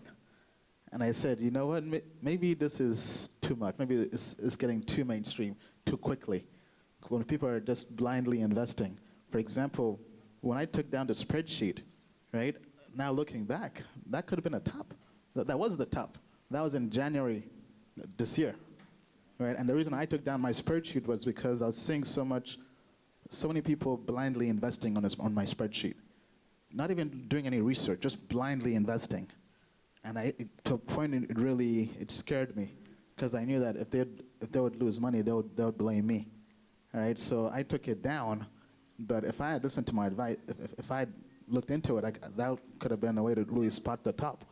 But I think in terms of talking to other traders, other people who are better experts at trading Bitcoin and charting Bitcoin, they say maybe till 2020. And that's really concerning because that means all of 2019 could be a bad year. And if you look at it historically, Bitcoin has basically gone through a bull run whenever there's a halving, whenever the block rewards are basically being halved. And that's happening in 2020. So the way I'm viewing this is, I mean, I would like a bull run in 2019, but I'm going to plan as if there'll be no bull run. So imagine if whatever happened this year continues for all of 2019. Can you survive? That means decreasing your expenses, not being as extravagant as you may have been during December and January 2017, right? That's kind of the way I view it. Okay, thank you so much. Thank you so much. I take away there that even as much as we would like to have bull run in 2019, you should prepare yourself for the unforeseens. Now, I'm curious, do you have an opinion? Okay, can we have your opinion? Okay, I personally believe that the bear market is actually somehow good for the industry. In the sense that it made a very good example. He said his barbers started talking about Bitcoin. And we started seeing a lot of fraud ICOs. People started raising money off white papers, raising $100 million just off white papers. So I think this bear market has given us an opportunity to go back and build, to go back and put things in structure, and also to ensure that this is, and I was telling Ian Friend yesterday that this is one of actually the best time to also invest in the market, because right now valuations are way lesser. We're now seeing the real teams, the real people that believe in cryptocurrency projects stay. So people are not raising $100 or $150 million anymore. People are having real, reasonable ad cap and low caps. So I actually believe it is one of the best times to actually still be in the market. It's one of the best times to actually still invest. But like he said, this is not financial advice. Invest at your own risk. Okay, thank you, TLC. You know, the crypto market has made practically all the prophets liars, okay? Because most of the things that they said will happen this year, none of them happened. And a lot of people who believed them lost a lot of money, and they're not happy, and they're not smiling at all. Okay, some people who followed us, okay, when we were making some predictions, when we see them, we dodge, okay? We take another route. Now, Mr. Ian, I want to, do you think typically we should take people who predict crypto pricing, price movements, should we take them serious in 2019? Wow, that's a good question. I've never held out myself to be a chartist. That was never my forte, frankly. I was never much of an investor, honestly. I was more of a hodler. So you're maybe asking the wrong guy, but it all comes down to this mantra you keep hearing over and over: do your own research. And don't invest in something you don't understand. Don't blindly follow someone. I mean, even if they do have a great technique and it seems to work, especially in this market, it's just, the risks are high. There are certain things, though. I think, look, I can speak from the perspective of a founder of a startup. Like Toyosi said, there are opportunities out there. You know, for us, we've reacted to the market by lowering our hard cap, by having that reasonable valuation, by looking to onboard users, have revenue, and then attract capital, like a traditional startup market would behave. We think the days are gone of $100 million on a white paper, but there is still opportunities for real companies with a real strategic user acquisition strategies to succeed. And you know, that's what we're looking to do in 2019. I think a lot of other great opportunities out there, but always do your own research. Always do your own research. Okay, always do your due diligence. Okay, Faith, I'm going to be asking you this, because a lot of people, they are not, when you say do your own research, a lot of people don't really do any research at all. They don't want to do research. They just want to put it where you say they should put it and get the returns that you say they are going to get. Yeah. Okay, so whether the crypto market is still going up or going down, people will still be investing. Where do you think they should be investing? Should they keep investing in tokens, or should they start looking at startups building up things in the blockchain space? I just want to know where I can put my money with some level of guarantee. What's your opinion? Well, my opinion on this is, first of all, you need to invest in yourself. You need to invest in capacity building. Because for you to break even in anything or any investment you're doing, you need to know what you're doing. You need to know how it works. A lot of people, just when you tell them, okay, you can get 100% profit from this investment, that's just what they want to know. They don't want to know if that project has a solution to solve, if it has a credible use case that they can invest their money on, and when people accept it and when they start using it, it's going to get them profitable. So my advice is, regardless of all the credible platforms that has promising future, first of all, you need to do a lot of research, invest in education, okay? After that, then when you're doing your research, try to be able to identify those projects that has a real case or a real case of solution or problem solutions, before you can invest your money. Even when you're investing, don't invest all of it. You could just do a trial. If you're meant to invest like $20 or $20,000, you can start from investing like $100, then watch it and see how it is going. And again, I want to advise that when such an investment is being done, do not go to your bed and sleep. You need to monitor, you need to watch your investment, because Crypto people don't sleep at all. Nobody. No. Crypto people, we don't sleep. We don't sleep. Forget that one. Those are the people taking advantage of those that don't understand it. For those that don't understand, they just feel that if they give you your money, their money, then you have all the capabilities to turn it around. So if you have done one of those investments, do not put all your trust on a particular person. There's a need for you to study, follow up what the person is doing, because that thing that the person is doing, you have the capability to do it yourself. If only you do all the due diligence, you do all the researches, and you learn. But one thing about, I don't know if this case is peculiar among Nigerians. We don't read, we don't study. It is a problem. Sometimes when you post on social media, do this, somebody will still come and ask you, where do I click? I mean, the information is there. Yeah, thank you so much. Thank you so much, Ms. Faith. We don't read, and it's not going to change anytime soon. I don't think people are going to start reading because they want to make money from crypto. I don't think anyone is going to do that. People will still not read, okay? Okay, well, you guys have become your own bank, so you fold up when you fold up. Okay. Emeka, I want to ask you something, because every 1 or 2 persons I see out of 5 is planning to launch an exchange. I mean, very soon now, people will be coming with their own exchanges, and you want to buy, and they say, I have an exchange, buy from my exchange. Okay, so where do you think we are going in 2019 with all these multiplication of exchanges coming up and down? What are the qualities or the key points that can drive the innovation in real sense in crypto exchanges? So that's a very good question, because yes, there's a lot of mom and pop, as they say, exchanges coming out. Everybody says there has an exchange, and you have to look at what that signifies one exchange from the other. Yes, everybody says they have an MVP, but what's backing the MVP? Who is behind that? What is the structure behind that? What are the names, inventors, venture capitalists, companies that are behind that? Because that is what people are looking for. That is what signifies who's going to survive in this space. If you have anybody, because anybody can build an exchange. Anybody can. But who is behind that exchange? That's the key. And what I mean by who's behind, what companies are behind that? And that's very important to signify that. Make sense? Yeah.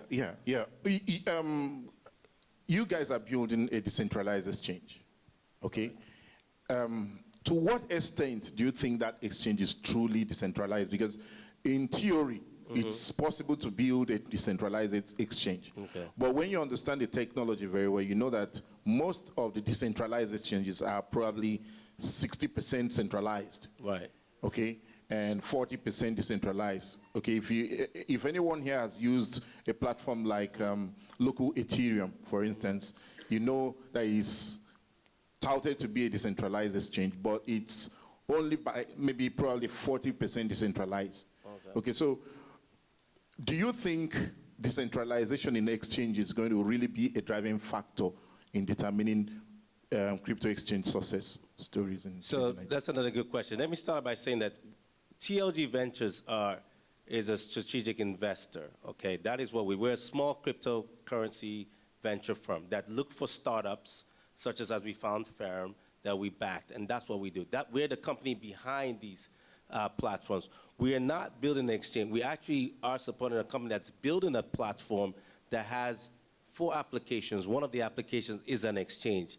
And I'm sure he can answer that question better thank than you, me. please. Thank you so much. I am friend, please tell us. Yeah, hi. That's actually a great question. It's a question we get a lot, I think, because the fact we're building a decentralized exchange. I think, look, the most important part about decentralization is whether or not your money is at risk. If a platform is 40%, I mean, these percentages seem a bit arbitrary, but as long as your money is not at risk, as long as you're not giving me your private keys and I can't run away with it, then to us, that is the most important part of decentralization. So, for instance, Etherium Network is building its own decentralized exchange. Okay, we don't touch your assets. We don't hold your private keys. That's completely decentralized. But there are parts of our exchange, like the order book, that is not decentralized because that doesn't need to be decentralized. In fact, it's much more efficient if it is centralized. But there's no risk to you, right? So that's the most important thing about decentralization is your money at risk? If no, then it's, in our view, sufficient. I mean, everyone has various viewpoints on this, and then we can have a spirited discussion about what's sufficient decentralization. In our opinion, it is about whether your money is at risk, and I can speak on behalf of Etherium that it's not. Okay, please still hold the mic. Oh, okay. There's an aspect in exchange that usually involves escrow, okay? Now, let's imagine that you have disputes in a transaction. Where would that fund be while the dispute is going on? Well, so, okay, so that, I think, more pertains to centralized exchanges. So for the Etherium decentralized exchange never holds anyone's assets. You connect, you make a trade peer-to-peer with somebody with say you want to sell your assets, someone wants to buy it, you make a peer-to-peer trade with them, just as if it would be over the Bitcoin network. But the value of Etherium is that we never hold your assets, and we're not involved in that transaction at all, other than to match the two. So there is no escrow or anything like that. I think centralized exchanges do have that issue. We're not really in that space so much. I mean, our goal was to build a decentralized exchange that doesn't touch your assets, but that has the same functionality, speed, fees, breadth of offering as a centralized exchange. So basically as good as Binance, but we don't hold your assets. So I don't know if I answered your question, but that's what we're doing. Thank you so much. Sorry, I brought that stuff. It's technical. You're a lawyer. Okay, Ian, please. You're just going to do something for us. Give us 10 tokens that we should go for. Just 10. Don't you want to be rich? 30 countries in 1 year. So 10 coins. I mean, 10 tokens. I mean, so obviously, as before, I mean, I can't tell you guys what to buy. It's not a financial advice, but just give us 10. You gotta do your own research. We agree. Just give us 10. But 10 cryptocurrencies that I personally like and have invested in. right? That's why I invest in them because I like them, right? So coming out is RSK, Rootstock, right? Rootstock has been around for a while. It's actually one of the guys of Rootstock was one of the guys working on colored coins all the way back, right? They have a credible history in this space, but more importantly, they're bringing the Ethereum virtual machine onto Bitcoin, meaning that all the Ethereum dApps can run on Bitcoin. They're bringing smart contract capabilities onto Bitcoin. And Ethereum is the second biggest cryptocurrency out there after Bitcoin, right? It's basically Bitcoin's biggest competition. And one of the flaws of Bitcoin is that it lacks smart contract capabilities. And RSK solves that by bringing all those Ethereum dApps and making them available on Bitcoin. And Bitcoin Sorry, did you hear the token name? RSK, Rootstock, right? So, but the token name is actually going to be called RIF, right? But the project is called Rootstock, right? So that's one project I recently invested in. A second one I like is called Resistance. This is my last investment. Speaking of exchanges, this is also an exchange. So they're a DEX, a decentralized exchange that also has privacy features and also brings in atomic swaps, meaning you can exchange from one currency to another, from Bitcoin to Ethereum to Cardano to Ripple, Litecoin, whatever. So that's one I like. I also like Phantasma. This is a blockchain. So what I like about them is they're really marketing and trying to create a blockchain that people can actually use. So the first use case they're trying to go for is gaming. So they recently launched a game called Nacho Man. I'm actually in the game as a character. And the idea is that they want to go towards the collectibles route and gaming. And I've seen lots of other blockchains trying to, I think that there's so many blockchains and it's so oversaturated, but most blockchains don't understand marketing, right? It doesn't matter how great your technology is. If you can't market, nobody's going to use your blockchain. And Phantasma, in their marketing, they're really targeting this to laymen, to the average person who's not technical. I mean, and I think they get it. The team is building, even in a bear market, they've been building. In November, they did a 2 or 3x in a bear market, right? Because they've been building and launching apps and dApps. So I think it's very, very undervalued. Outside of that, I've been a huge fan of Kuti. It's been my best investment this year in a bear market. I mean, Kuti has been that umbrella that has been protecting us in this bear market. Right, ended up doing a 20x all-time high this year in a bear market, right? And Kuti is really trying to help push crypto mainstream.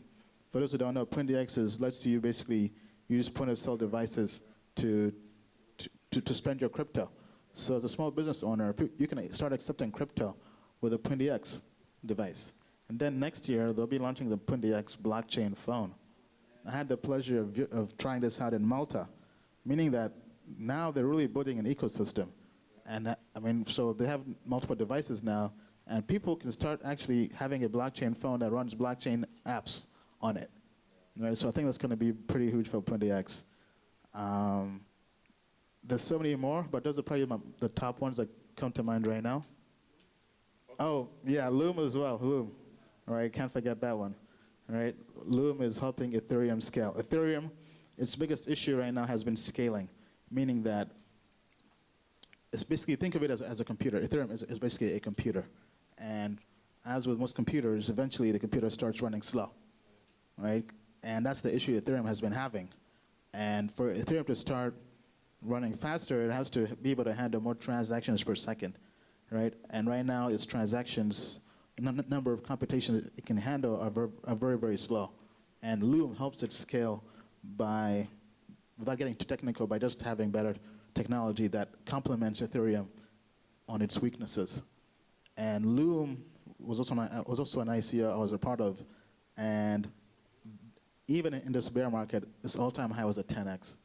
I mean, right now it's very, very undervalued because it's now below ICO price. But Loom is the only ICO this year that's basically gotten the thumbs up vote from all these other big exchanges, meaning that they listed it, such as Binance, Bittrex, Poloniex, Coinbase, Upbit, BitThumb. I mean, even some other exchanges out there, right? So the fact all these exchanges are listing this project I mean, even Vitalik himself backed Loom, right? And to show you how early we were in Loom before Vitalik. Right, that's how early we were, because we did our homework, did our research, invested in it early this year, and probably 1 or 2 months later, Vitalik also did his research and liked the project.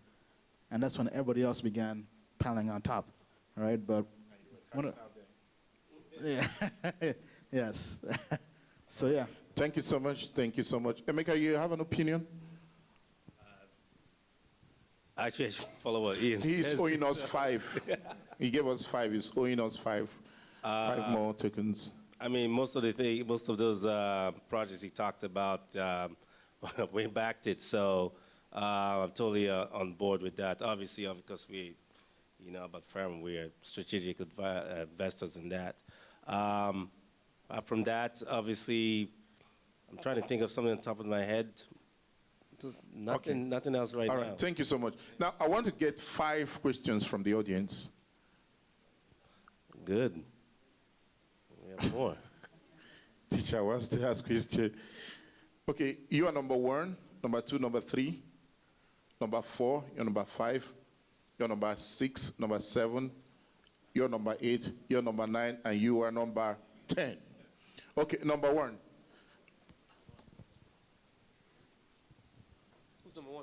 Hello, Ian.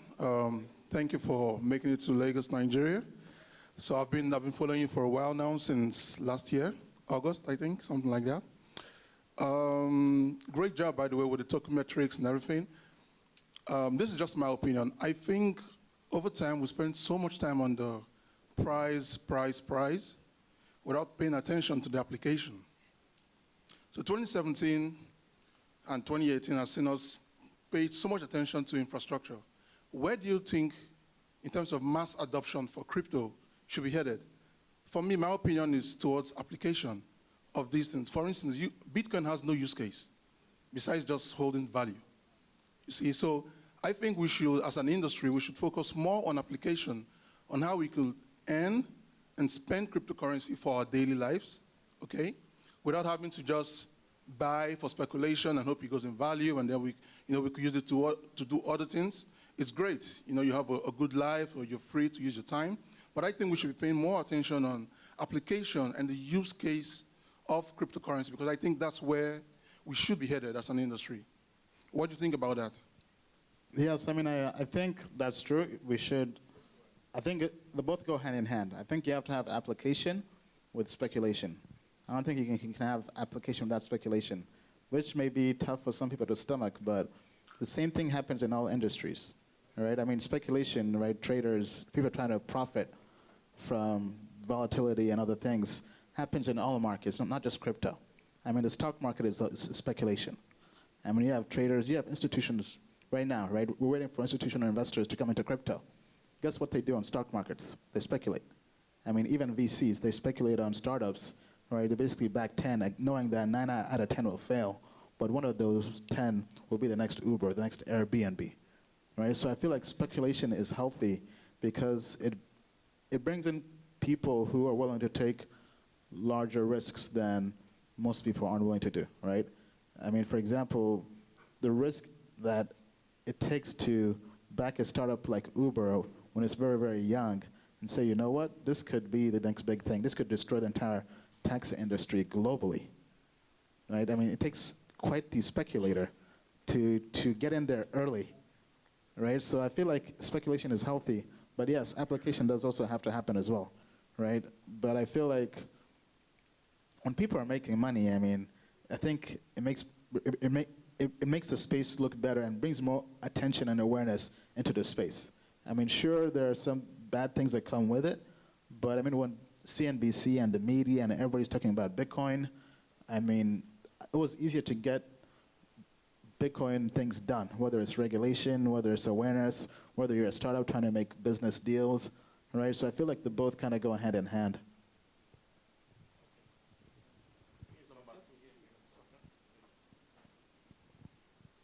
All right. My question goes to TLC. Yeah. Kuti Exchange, is that correct? Yeah, Kuti Exchange. All right. One of the problems we are facing regarding crypto adoption also has to do with exchange. Binance is the largest exchange in the world, no doubt. But if you look into Binance, it has fewer coins compared to other platforms like Cryptopia.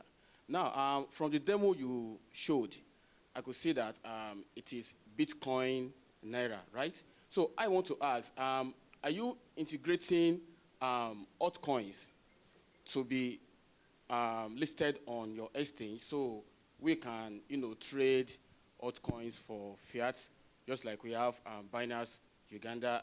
Will there be something like that on Kuti Exchange? Thank you. That's a brilliant question. So if you see the description of what Kuti Exchange is, it is a fiat gateway, fiat to Bitcoin exchange and other digital assets. So like I said before, as a product guy, the first thing you are doing when you are launching out a product is you are going to give people bit by bit. So you don't just come out with every feature at once. So a case practice is Coinbase. So yesterday, Coinbase launched their peer-to-peer exchange. But if you look at Coinbase, what they've been doing for over years, they've been doing just Bitcoin to USD. Then later, they moved from Bitcoin to USD to Bitcoin and Ethereum. Then now they've started listing other cryptocurrencies. So for Kuti Exchange, to answer your question, yes, it's going to be a growth process. There's going to be a lot of digital assets. But starting off, it's going to be Bitcoin to Naira. Then from then, we'll now start adding altcoins to it.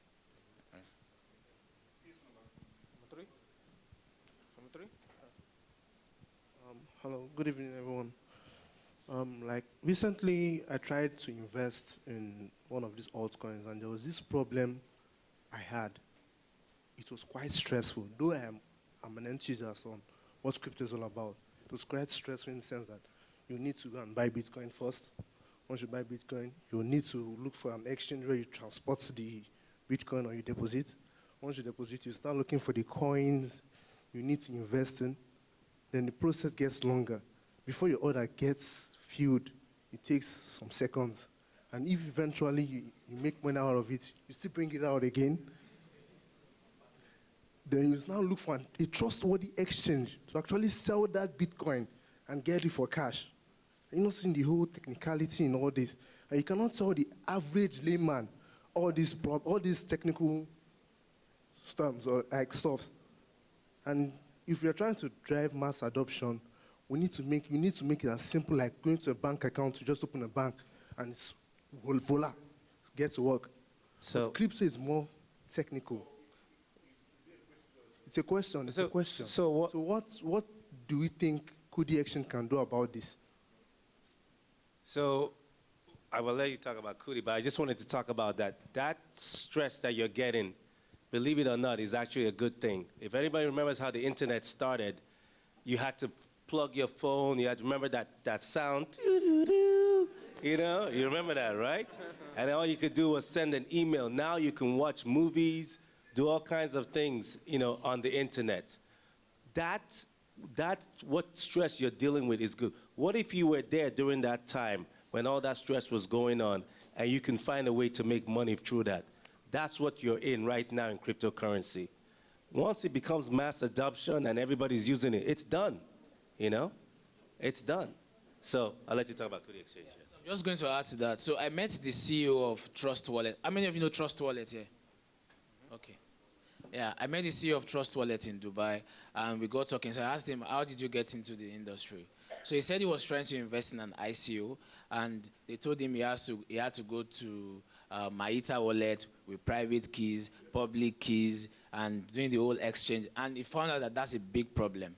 So he created Trust Wallet to just solve that problem, where you don't have to deal with private keys, public keys, or anything. All you need to do is just store up your Ethereum-based coin on Trust Wallet. So see this as a very, very good very good opportunity to start solving that problem. And that was what I was saying in my presentation, that this is a very, very good time to be alive. This is a very, very good time to be in the industry, because you have the opportunity of solving all these problems that you are mentioning. And that is why Kuti Exchange is coming out to bring about simplicity, to make sure it's very, very easy for you to convert your currencies in the fastest and cheapest way out there.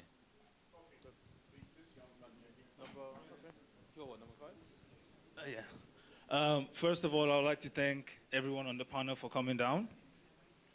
And my question is for Ian. But before I get to my question, I'd like to correct a statement someone made about Nigerians don't read. Some of us do read.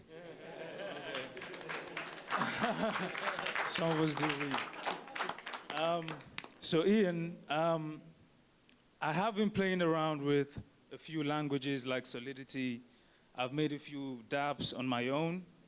I would like to get some advice. If I want to transition into becoming a blockchain developer, how do I go about it? Okay, so if you want to change into a blockchain developer, I mean, I would have to ask a few more questions. It depends to get hired as a blockchain developer or to just more launch your own business.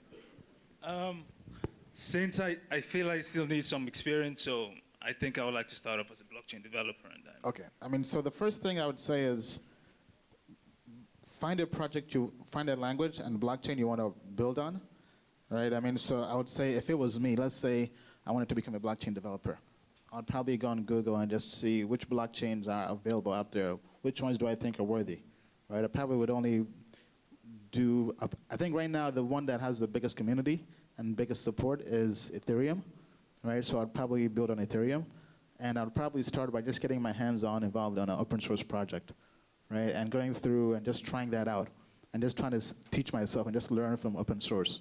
And then from there, I'd probably get involved on a different open source project and become somebody who's actually contributing to it.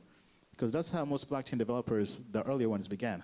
There were open source developers for Bitcoin, with the Bitcoin Foundation or with Ethereum. And then from there, just start building your own dApps. But more importantly, I would just start getting involved in the community, meeting the people involved in person, whether it's going to Ethereum DevCon and meeting other blockchain developers, networking, right? Your network matters a lot. And in crypto, your network is from people you meet at conferences, meetups, face-to-face, right? So I'd go to local meetups, local conferences. I mean, my first ever conference was me going from Washington, D.C. to New York to Token Summit. It was a one-day conference, but that changed my life, right? Okay, yeah, awesome, right? So I would say go to a conference and for developers. Right now, people are trying to pitch ICOs, right? And really, because you learn so much from people you're trying to become like, meeting them in person. They'll tell you things that you probably can't Google, right? Or won't be available to Google for like 6 to 12 months. But you can meet them, right, and learn that just from hanging out with them at the conference. So I would say open source project, become part of one, build dApps, go to conferences, and meet people you're trying to become like. To add to your question, you can actually become a blockchain developer by finding out institutions, that provide education on that respect. For example, the platform which I operate on, called eWatAtlantic, we have been able to franchise ourselves or have an alliance with the Blockchain Council that issues blockchain certifications on people who want to, know or get certifications. And this came through the Blockchain Nigerian User Group. And again, it's just, like he said, is by coming to conferences like this, because you have the opportunity of meeting developers here, investors, or people that can give you one or two information on where to go to. Sometimes it goes beyond going to Google. Sometimes when you go there, you have a lot of mixed informations, but you need to find the right platform that will give you the appropriate information that you need to go. And Blockchain Nigerian User Group and eWatAtlantic is the right platform for Nigerians here. Okay, I want to add to that in case there's someone everyone here actually should be interested in that question, because this is the season and this is the era. Now, if you want to be a core blockchain application developer, you need to ask yourself a few questions. What are the skill set you already have? Probably your skill set is resident in the front-end development or in the back-end stuff, okay? It's still the same. If you've been a web application developer, it's still basically the same technologies that you're going to be using, okay? All you need to do is to add something else on top of what you already know. Okay, so for people who want to build on, let's say, Ethereum blockchain, you don't need to really bother about the C++ level, which is the core coding skills that you need. So you're building on top. So you're leading things like Solidity, okay, JavaScript, and so on, okay? But you will need to know your capacity. Then, you know, there are a lot of other platforms that you can use. There are blockchain as a service platforms. There's Hyperledger. So you know, you don't need to build everything. You can build on top of existing infrastructure that people have. People have created frameworks for building blockchain applications, so you can find them and you'll be able to utilize them. Number 6, okay. Hi, good evening, everyone. Hi. Hi. So my question is to both Toyosi, for Nigerians. Do you mind if I bring a twist to this? For the lawyer, Ayon friend? Good. So I think everybody here is more concerned about, you know, just making money, and, you know, we are not looking outside after making money. And I understand that, you know, at the end of the day, the old structure of this exchange should, you know, be considered, considering the fact that you, as the lawyer, I'd like to ask about the regulations, you know, being put in place, because this is something a lot of people are not looking into. They are just looking at the money part. They just want to make money, but they don't understand that you can do certain trades and go to jail for it, right? And what are you putting in place to educate people to understand that there are things you can do that can get you into trouble? And this is for the international part. That is what I'm saying, Ayan and Toyosi. And for Nigeria as well, I'd like to know, because at the end of the day, I don't want to make as much as 300 million, 400 million, and have EFCC coming for me. You know, I want to be sure that, you know, I am following the rules. And it is one thing to actually know that there are rules. It's another thing to know what rules are being put in place. It's another thing to know how you are going to follow the rules. I don't know if I'm making sense, right? So yeah, so here and Toyosi, thank you. Well, first of all, I think it's really smart of you to be thinking about some of the risks involved in this space.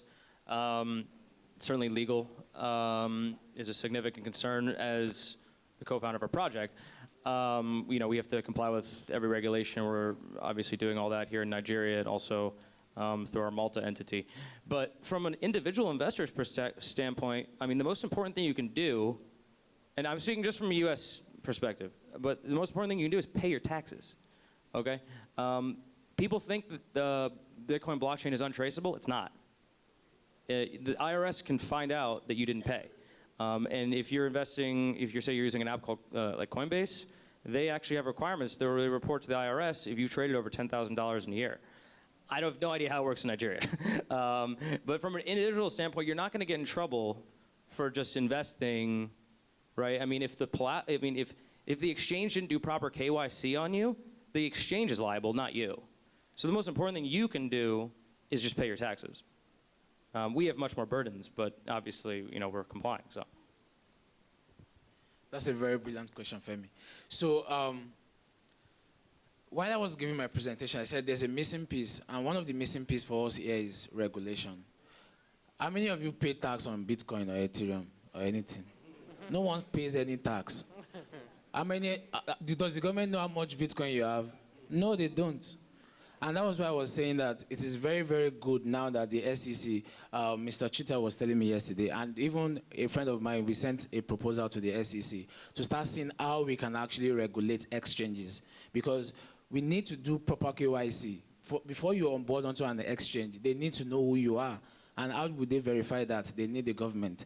The government needs to give you, give them the opportunity for exchanges to verify you using BVN, using your bank verification number, using your social security details, etc. So it is very, very expedient that there's that collaboration between the government and individual and exchanges, so as they are doing proper KYC, they know how much you have, they know how you get that money. But currently there is no regulation, so everyone is just playing as it is. which is the big risk out there. Because, for example, let's say you trade Bitcoin, you convert your $1,000 worth of Bitcoin to, let's say, $100,000, and you now sell everything and it goes to your account. Next thing is EFCC will come for you, and there's no way for you to prove that you actually traded. So there's that big risk out there, and that's why we, as enthusiasts, as advocates, we are calling on the government to see how we can actually work hand in hand to actually regulate this. Okay, so just to add to that question, Mr. Ian and Tutoyosi, sorry, I lost track, but so yes, I understand. Yes, add to the question. So yes, I understand where you're coming from, but I'm thinking if you're saying you are doing KYC for your customers, please feel free to correct me if I'm wrong. But then if you're saying you are doing KYC for your customers, isn't this whole thing supposed to be like freedom for the people, like privacy? Yes. Yes. So if you're doing KYC and at the end of the day, you don't even have privacy anymore because there is KYC anyway. Yeah. So how do we cut all this, just for your own privacy to, move away from fiat currency world itself and own your life, like what Ian from Uganda did, own your own life and live on your own terms. Okay. Does that make sense? Yes, it does. Yeah. So I'll come from this perspective. So I answered that question based on centralization. So of course for decentralized exchanges, they need to know who they are dealing with. But for decentralized exchange, which is, one thing I also want us to realize is that even though blockchain is promising freedom, blockchain is promising liberty, that you can actually own your own currency, we still can't let that regulatory aspect go away. We still need to understand that the government still needs to know. So until we get to that point where I can spend my Bitcoin without having to convert to fiat, I can easily spend my Bitcoin, then I'm free of KYC. So until I start spending Bitcoin to buy airline, to buy food, then I'm free from government. But if I have to, at the end of the day, convert that Bitcoin back to Naira, the Naira is still regulated by CBN. So until we get to that point, there's still no way you can do it. You still have to go centralized. Thank you so much for that. Thank you so much for that. Now, the issue of regulation is really not a serious problem like that if you look at it very well, because there are existing laws. Okay, cryptocurrency is either money or a commodity. And there are existing laws that guide money and commodity ownership.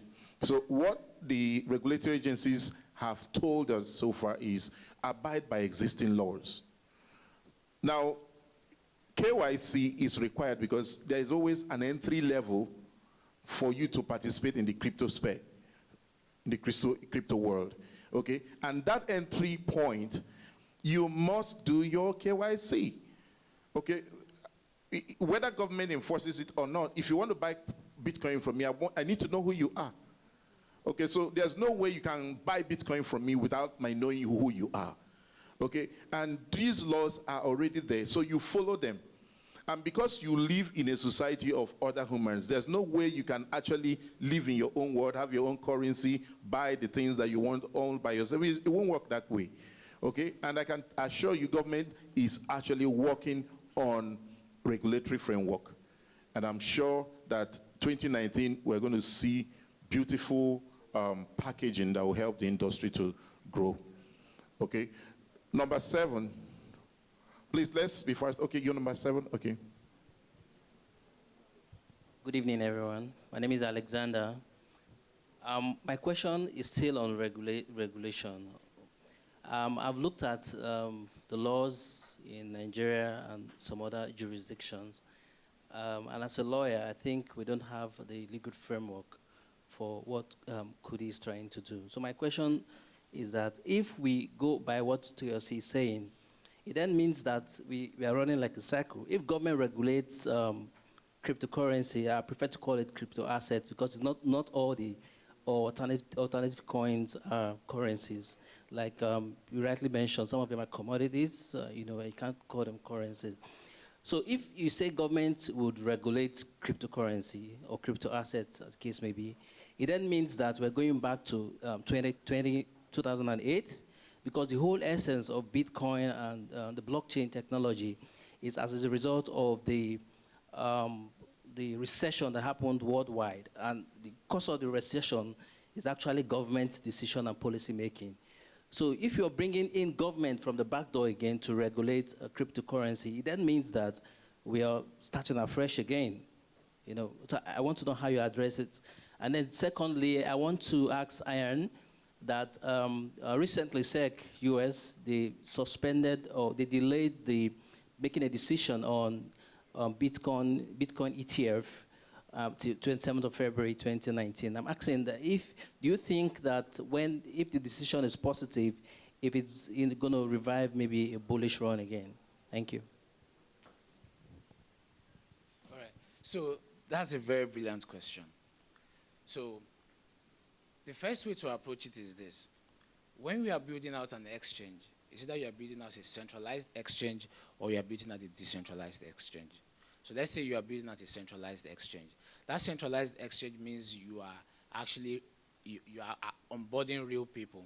And so far you are onboarding people, you are taking their private keys, you are collecting fiat from them. So you need, and you are still dealing with the government. So you need the government in that sector because you are still playing with them. But for decentralized exchange, which is where the future is going to be, is you are doing peer-to-peer. Now you are taking the government out. And that's why I was saying to Femi's question, until you get to that stage where there's proper adoption, there's proper growth in the industry, where Bitcoin now becomes a commodity, where it is easy for me to send peer-to-peer. Today, if I need to send Bitcoin to you, I don't need any government, so I don't need any regulation. But so far, I'm still dealing with government properties. I'm still involving them. So until we get to that stage, you need the government, or else people will still keep getting scammed. People will keep losing their money. So until we grow to that stage, but we are not there yet. The industry has not gained adoption yet. People still don't understand what Bitcoin is in the first place. A lot of people still believe that Bitcoin is scam, Bitcoin is fraud. They are saying Bitcoin as Ponzi. So now you're not telling them to now make it a commodity. So until we get to that stage, but for now, so far we still have to deal with government-backed properties, we still need some sort of regulation. Yeah, I want to say that if government regulates cryptocurrency, so we're not going back to 2008. One, regulation is very, very important because one, we have a lot of platforms or crypto platforms that come into Nigeria or that sees Africa as a dumping ground for any project, and they come here, they do all sorts of things, and the government does not have their data. They don't since they don't have their data, they can just come and introduce any scheme, and people get victims into this and they run away. We don't have anybody to hold on to. But when there is a proper regulation and that will take stock of any cryptocurrency platform that is coming into the country, then they tell them their modes of operations. You know, it will also help the government to generate funds from them because these people will always pay tax. Because they come here, they take a lot of money and they go away without paying tax. Like you go to the Malta, you have a lot of platforms that are being registered there. They are regulated. They can go there to do their businesses, and they make sure that as they are doing their businesses, they pay tax. And this actually adds up to their growing their economy. So regulation is very, very important, and I see that if government regulates it, we're not going backward. We're still going forward because it safeguards the community. You know. So in terms of the ETF, right, your question was, will it cause a bullish trend? I mean, me personally, I think so, because if you look at it, ETF really brings in retail investors, people who have 401ks, mutual funds, people still working in a 9-to-5 job but are investing in some kind of stock market, whether a mutual fund or 401k. Then all those funds, either through Fidelity or some other fund, right, they then have to invest into the Bitcoin ETF, and they then have to buy Bitcoin. So I feel like as that fund gets larger, that ETF gets larger and larger, they have to buy more and more Bitcoin off the market, right? So I think, and as Bitcoin goes up, and people make money, they take profits and then buy altcoins, right? And so the profit flows into other altcoins. So I think if it gets approved, which I'm bullish it will, I can't say it's going to be an outright bull run, but I think the bear market may slow down, and I think we may see more of sideways action, where it's just more neutral, right? But because from the technical standpoint, the charts aren't really showing it's going to happen anytime soon. The charts are kind of have a longer outlook, 6 months or more until a bull run, or even until 2020. But me not even looking at the charts, if I throw the charts out the window, right? This is once again the optimist in me. Looking at, I think that announcement will be bullish for the community, and I think it will boost the entire sentiment into space. And I think as that happens, then I think all the media attention and all that will start to come back for Bitcoin. So just based off of that, I think it's going to be good. Okay, a big thank you to the organizers and every member of the panel. My question is as regards security token offering. What impact will it have on the crypto and blockchain space? Is it going to be available for everyone or just selected few?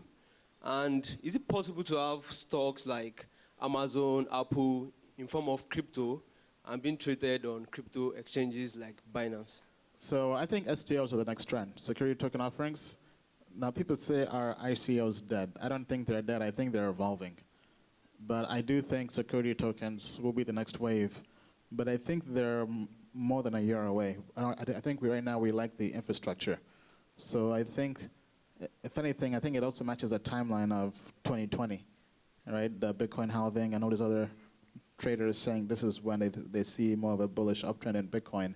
I think that's what's gonna probably be available in terms of exchanges, because all the big exchanges right now are going after STO, right? Whether Binance, KuCoin, everybody sees this, especially with the new regulation and guidance coming from every country out there in the world around crypto. STOs, to me, seems like the natural evolution for ICOs. Now, can every investor get in? I think that's something that will probably be determined based on your jurisdiction, where you are in the world, right? So, I'm not sure what the case will be here in Nigeria, but I know in the U.S. with the SEC and everything, there are definitely requirements and other things that kind of determine how much you can invest in securities or how many security investors you can have. But that's not really my forte. Probably a better question for the lawyer here, the other Ian. But overall though, I'm bullish on STOs.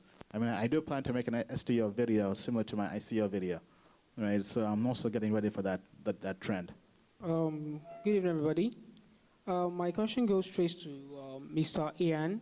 I think you mentioned about the ICOs, about the 2x, 10x, 24x, and what have you for 2017. I'm very sure majority of people sitting here, some might have invested in some ICOs, of which personally I did, in some ICOs for 2017, of which majority were scams. Majority, like KuCoin Cash, Extra, Regal, all of them. I think the only standing ICO I did is ETN, Electronium, that's still standing in top 100 in the CMC, Coin Market Cap. So what I want to ask now is there, you mentioned like Loom, RSK, is there a unique site or link that one can go into to see a unique coin that one can invest in? Is there a site that one can, that's one. All right. So that's one. And the coins you listed, like what the madam sitting down there that maybe Nigerians don't read. We read a lot of white papers, different white papers, that were very, very convincing that yes, they have a unique use case, they can do this, they can do that, and at the long run, they just disappeared, and there was nothing we can do. So they went with our money. So do you have any unique sites that we can know? Yes. So that we can tap in. That is one. I have another question. Okay. All right. to answer your first question about the site, I have two statements to that. The first one is, I mean, I can't obviously tell you what to buy, but I do personally myself share what I personally invest in and why I like it. I share this via my YouTube channel, my Telegram alerts channel, right? So to see what I'm personally investing in and why I like it, you can just go to my site, ianbalina.com/mastermind. I have a community of about 24,000 people where other people around the world share different ideas of what they like, why they want to invest in, and also what I like. I do every now and then also share my input in there. I also have live streams on my YouTube channel every month where I go through, answer different questions, kind of like this live on the air. So just go on YouTube, type in Ian Balina. You can subscribe and join. I'm also in the process of building a spreadsheet application, right? So you guys know I had my spreadsheet. It was publicly available to the whole world. So now it's in the process of being turned into an application. And because of what's happened in 2018, right, I'm actually planning to expand it from not just ICOs, but to all coins out there, all cryptocurrencies. So imagine being able to do token metrics on every token out there, right? It's a pretty ambitious goal. I have a developer right now who began this month building the application. So hopefully it will launch early next year, or probably better to say maybe summer next year, right? But I think it's definitely going to be good to be able to go through and see every cryptocurrency out there and basically filter through based on which one has an all-star team, which one has a product, which one has good token metrics, right? And imagine if everything was updated as the price changed. So imagine coin market cap, but for token metrics, right? So that's what I'm currently working on, right? So that's kind of what I have to say. I'm actually number 10. Yeah, that's me. I have two questions for. I'm sorry. You want to say something? All right. Anyways, I have two questions for Ian. One, if you are someone new, where would you recommend someone to get started? And number two, if you have to do it all over again, what would you do differently? So if you're brand new, I would recommend to read the two books I read when I got started, Digital Gold and The Age of Cryptocurrency. Actually, I'll add a third book on that one by Andrea Antonopoulos, The Internet of Money. All right, so I feel like those three books give you a good understanding of the space, where it was, where it is now, where it's going, and also gives you a better understanding of where you want to kind of align as the space is evolving. Now, in terms of what I would do differently, so what I would do differently right now, probably the same thing. I don't think I would really do anything differently. I probably would have gone into ICOs a lot faster, right? But now the space for ICOs, or the market for ICOs, has kind of died down. So now it would probably be the same thing, because when I got in, ICOs hadn't really picked up at that time. So I first came in as a hodler, just buying Bitcoin and Ether. Then I discovered altcoins. Then I kind of began dabbling in them. And I didn't really have a strategy. I would call this the Poloniex wrecked strategy. I'll just go on Poloniex every single day. We would see what coin went up the most, right? This was when Poloniex had a troll box still. So we'd basically buy the top on coins every day. We'd see, okay, this coin is up 50% today. Must be the best coin out there, right? So we'd buy that. And some days it would work, but most days we'd get wrecked. Until I said, okay, you know what? I have to have a better strategy than just buying the top, right? So I began trading, right? So prior to ICOs. So for good, I would say 4 to 6 months. For about 4 months or so, I was trading. And that was actually pretty profitable. It was good until the Bitcoin fork happened. And at that point, you couldn't really trade any altcoin, right? Because I discovered in crypto, almost everything goes with the bull market, right? So when Bitcoin was going down, and I didn't want to short because I'd gotten wrecked shorting on Poloniex, right? And I've never tried BitMEX, right? Ever since then, I just said, you know what? I'll avoid shorting. I'll do something where I can't lose money so quickly, right? So I was a trader, learned some basic technical analysis from just online, right? I think it was Investopedia's technical analysis course, and that helped. then I discovered ICOs. So I wouldn't do anything differently because now I feel like the same thing is happening all over again, right? I feel like ICOs are kind of dead right now. I mean, so it's good to know how to find a good project, but I feel like in this market, especially if the bear market continues all through 2019 and we don't see any bull market until 2020, we're going to have to basically just be trading Bitcoin because all the other altcoins will barely have any volume or anything, right? So even myself, I'm going back into technical analysis. I'm not trading yet, right? But I think it's good to know where you think the trends are going with Bitcoin, whether it's about to hit a support level, resistance, right? And then as the ICOs kind of become more not ICOs, I think as STOs kind of pick back up, then maybe start getting into that. So I'll basically do everything the same way I did it. All right. Thank you so much. I noticed that no lady asked a question. Does any lady want to take one shot at asking a question? Any lady here at all? Any lady, you can ask a question if you have anyone. Okay. Now, thank you so much. I would like us to get a pattern shot from each of the panelists. A pattern shot that is not longer than 1 minute. And just tell us, what will success look like for an average blockchain and crypto investor in 2019? What will you call success if 2019 works out fine? What would it look like as a pattern shot for us? Emeka, can you start from there? You get my point? What will success look like for us in the industry in 2019 if all things goes the way we want it? Well, if all things goes well, the market will go up, right? But on a serious note, I think, Ian's done a good job. As I said, a lot of people have made money in this business. A lot of people have lost money in this business. And I think right now there's being a wash, a lot of things are being washed away. And it's kind of a correct. I mean, we see this going on in the stock market. If you ever followed the stock market, it's been going on for years. And that's what's happening in crypto. And now real companies are emerging. The real companies that are going to be there for the long run are emerging out of this whole correction. And that's what we're going to see in 2019. Solid companies that are backed with solid token metrics. Thank you so much.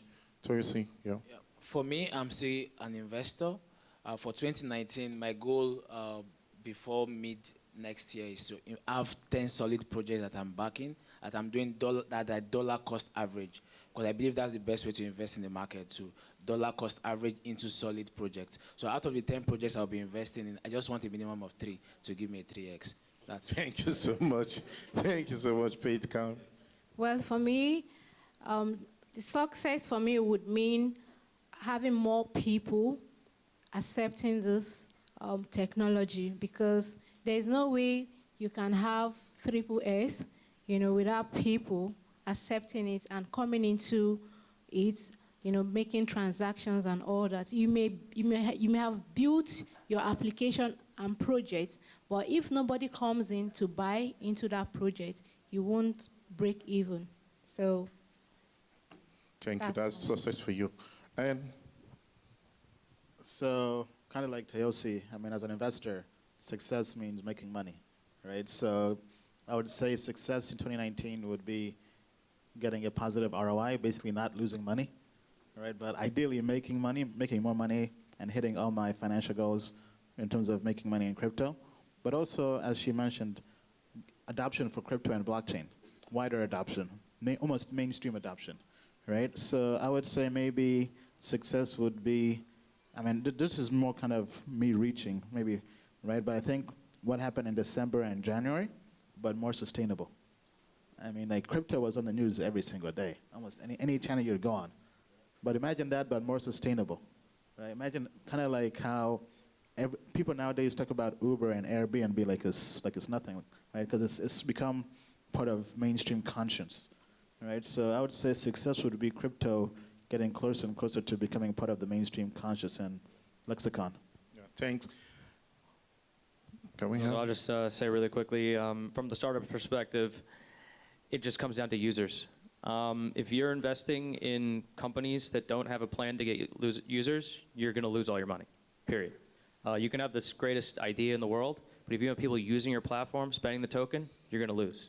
Okay, so our job at Ferrum is to get users, period. That's it. All right, thank you so much. Put your hands together for these great guys and lady. My name is Stan Okomar. I'm here standing in for Das Age, and I want to appreciate the organizers of this meeting, more especially our international participants that could find time to be here. Just like it has been said, basically, Das Age is not actually here for this competition. We're just going to say what we're doing and then what we intend to achieve by that. So looking forward, we intend to achieve something that I think will help every one of us here. What is that thing?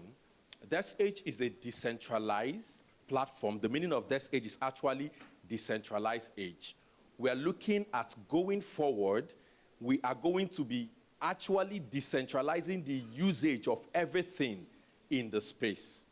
Now, but why we're here is to see how we can understand the future and walk into it. The truth is, regulation is coming.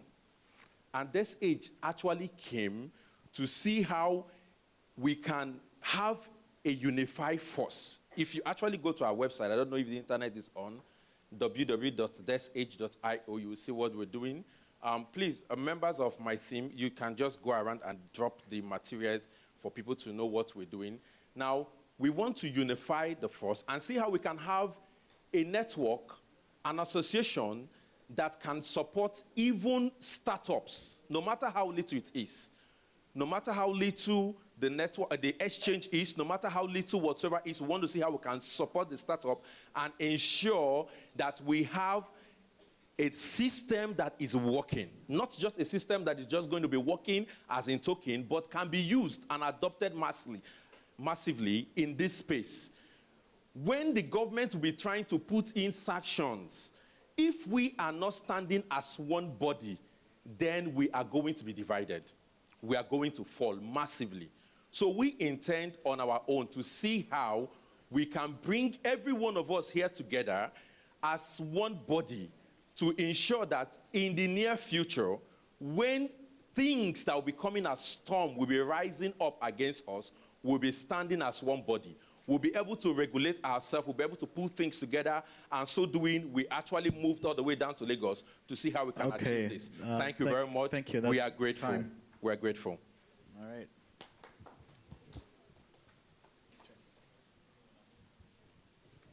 Okay, yeah, thank you. That was, sorry. DedX? Okay, so my opinion on that is, first thing is, you didn't tell us anything about the stage of the product or the background of the team.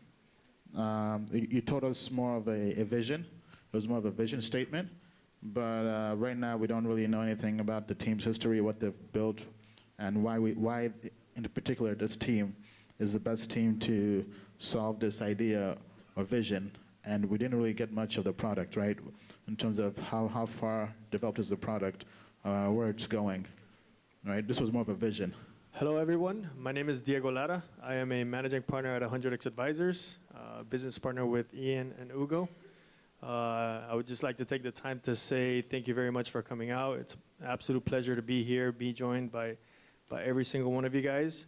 And then my suggestion to the ICOs that are going to be pitching is, please give us more of a description about the project, the hard cap, the team background, how far along in the technical development you're at, and just give us a lot more info and details so that we can better judge the project based on our criteria.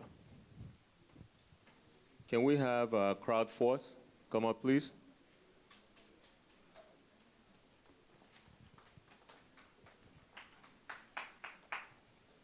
Thank you, everyone, for having me here. I'm Tommy. I'm CEO for CrowdForce. We're enabling local merchants to drive digital services to the mass market. 94% of the transactions in emerging markets are cash-based, done through local retail outlets, amounting to about $19 trillion. The bulk of the unbanked and underbanked are in this market. We think blockchain can transform this market. The way we go about it is by providing an app that enables anyone that has a merchant store and has liquidity to sign up, pass KYC, and be able to provide simple digital services to its consumers. So utility bill payments, deposits, withdrawals, ability to buy, sell, and accept crypto, and a whole lot more. Our vision around this is to be able to build out this network across Africa so that we can start to enable cross-border peer-to-peer remittances, transfers, and payments, and possibly to create some sort of an offline banking, a new banking system where Africans just bank each other and everything is is on the blockchain. You can think of it like a network of human ATMs to drive adoption down to the mass market. A bit above the company, we are 2 years old. This year, we're clocking $1.2 million in revenue, gross revenue. We've got 7,000 merchants doing transactions on a daily basis.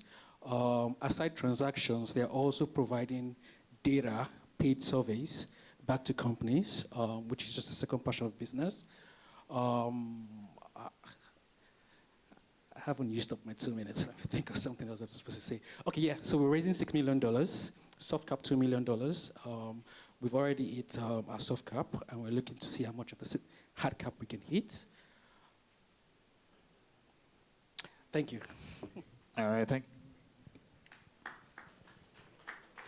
Okay, great project, CrowdForce. You're already raising revenue, right? So your project is live. What percentage of your project is live? So right now, everything is running off blockchain. We're going to put it on blockchain after this. We've already integrated Flash remittances into our platform. It's not, we can't do it in these manual ways, so at least that's it. Okay. Okay, great project, yeah. I mean, I think it's good. You said 2 years in business, 1.2 million in revenue, payments, banking system, human ATM. It is concerning, though, that you are not on the blockchain at the moment, right? So, I mean, how's this in my opinion, an ICO? Because I feel like you're raising money to almost change your business or pivot, right? And historically speaking, ICOs that do that haven't been successful, right? I mean, almost to a point where, I mean, it could possibly be a security, because if you haven't delivered at least some kind of functionality of the product on a blockchain, why are you raising money via tokens, right? Because Munchie, I'm not sure if you know Munchie, back in, this was last year, I think? Yeah, last year, something like that. But the SEC shut them down, right? Because they were an app, a food review app, and they had no blockchain functionality at all. But they wanted to have an ICO, right? And they ended up shutting them down, saying this was a security. Now, it wasn't just purely because of that, but that was one of the reasons, one of the points in the SEC's memo, right?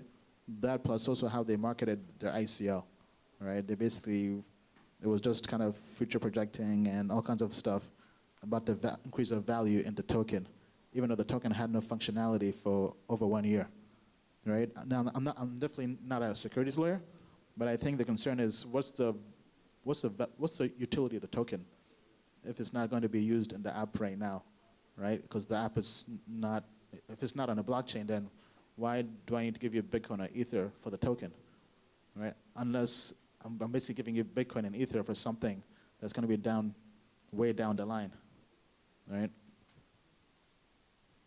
Yeah, I had actually very similar concerns in regards to being a security. It just, I feel like it makes more sense to just sell equity in your company for fundraising.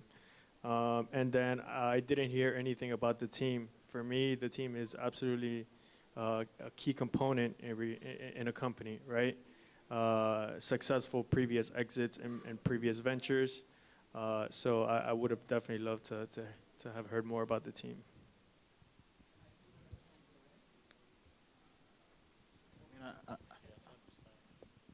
Well, we have to move on to the next one. Okay, can we have Ferrum come up?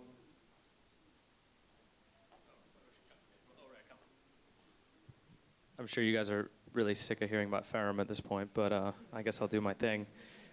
So hopefully some of you gleaned a little bit about Ferrum as I give my presentation, but basically it's a new kind of blockchain. It's actually a DAG. It's kind of a blockchain 2.0. It's faster and cheaper. That enables the peer-to-peer trading of any digital asset. Okay, that's kind of a breakthrough technology. We already have products built on top of the network. So we have a decentralized wallet that enables risk-free over-the-counter trades. We have our DEX, which should be coming out post-ICO. It's going to have advanced features such as AI-driven trading assistance, margin trading, short selling, high-frequency trading, and then this new Twitch feature that we're talking about where traders can live stream their trading.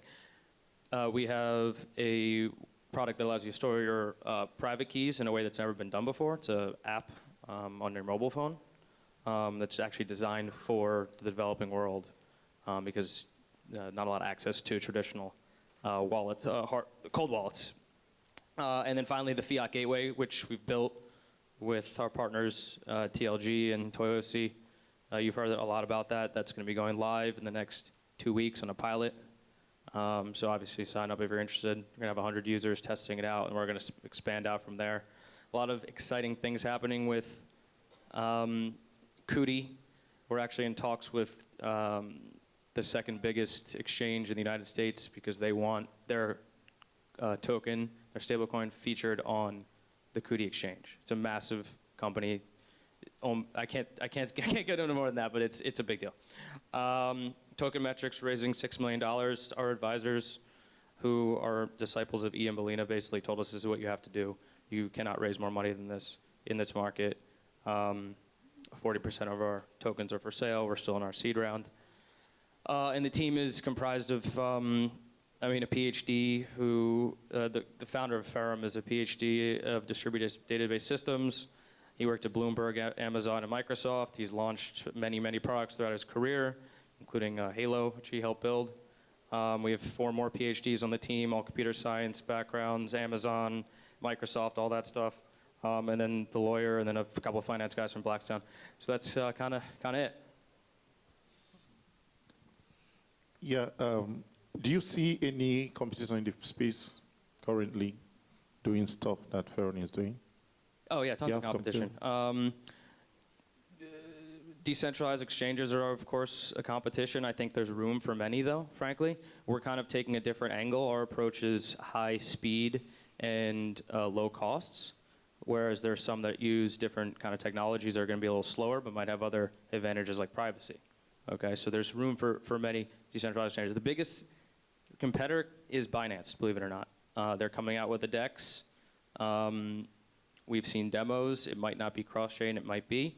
But we are prepared for them by implementing these advanced features that we're building, like the Twitch, AI-driven trading assistance, things like this. We're trying to differentiate ourselves from even the big boys. And the reality is we can succeed as a company even with Binance in the space, because I think there's going to be people interested in what we're doing. Because it's not just a DEX. It is a network that people can open source and build on top of. It's open source. You can build on top of it. We just happen to have built our own proprietary products because we think that's the best way to get users and raise money. But Ferrum is not just a DEX. It's a network that has a bunch of applications, if that makes sense. Okay, I really think you guys are very confident of what you're building. And that's a good thing, because if you are not that confident, you wouldn't be leaving your job to do this stuff. Okay, so you kind of left the tangible for the intangible. So for that, I think I give it up for you. Great project. All right, so a DAG with wallet, DEX, Twitch-like features, Fiat Gateway, Kuti Exchange is good, $6 million hard cap, selling 40% of tokens. I like the team background, Bloomberg, Amazon, and Microsoft. I mean, so far it's good. Yeah, I also like a lot of the features that you guys are building, especially with the U.S. exchange partnership. I think that's definitely very relevant right now, partnerships. Hard cap is good, 40% of tokens, experienced team. Now, you guys are targeting a field where decentralized exchanges might be very saturated, and you guys are competing against huge competitors. So what I want to know is actually, what's your marketing strategy? Because we know that, for example, Binance is going to go all out with marketing. They already created a brand. They're a huge entity.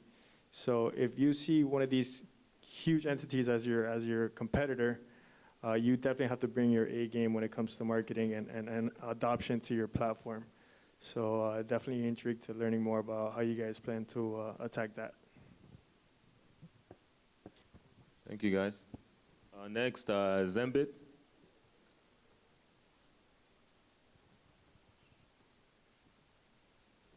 Hi, everybody. My name is Bolaji. I'm the founder of Zenbit. It's also a decentralized exchange and financial inclusion platform. So we're looking at services like payments, remittances, but more importantly, aid disbursement. We know in the charity space there's a lot of fraud and mismanagement of funds. We've heard of numerous NGOs in emerging markets, India, across Africa, where people donate money and most of the money doesn't get to the beneficiaries. So we're using a smart contract-based platform built on top of a protocol which is a fork of NXT. We're actually working very closely with Gelaruda, which is a company based out of Switzerland. They developed the NXT, they maintain the NXT platform, and they also developed the Adore blockchain as a service. So we're actually going to be a child chain on Adore. Our team composition, I personally, my background is in computer engineering. I'd worked for Capgemini in the US before coming back to Nigeria years ago. And I've also worked in infrastructure development, construction. I've worked in mobile money. My team also, members of my team and myself, we worked on a project with CBN, which was the first mobile money company licensed by CBN. That was about in 2008. So we do have the related background in this field. We feel that we can also work hand in hand with the likes of SEC and the CBN in realizing some of the regulation required for cryptocurrencies, things like STOs, companies doing security offerings, and so on.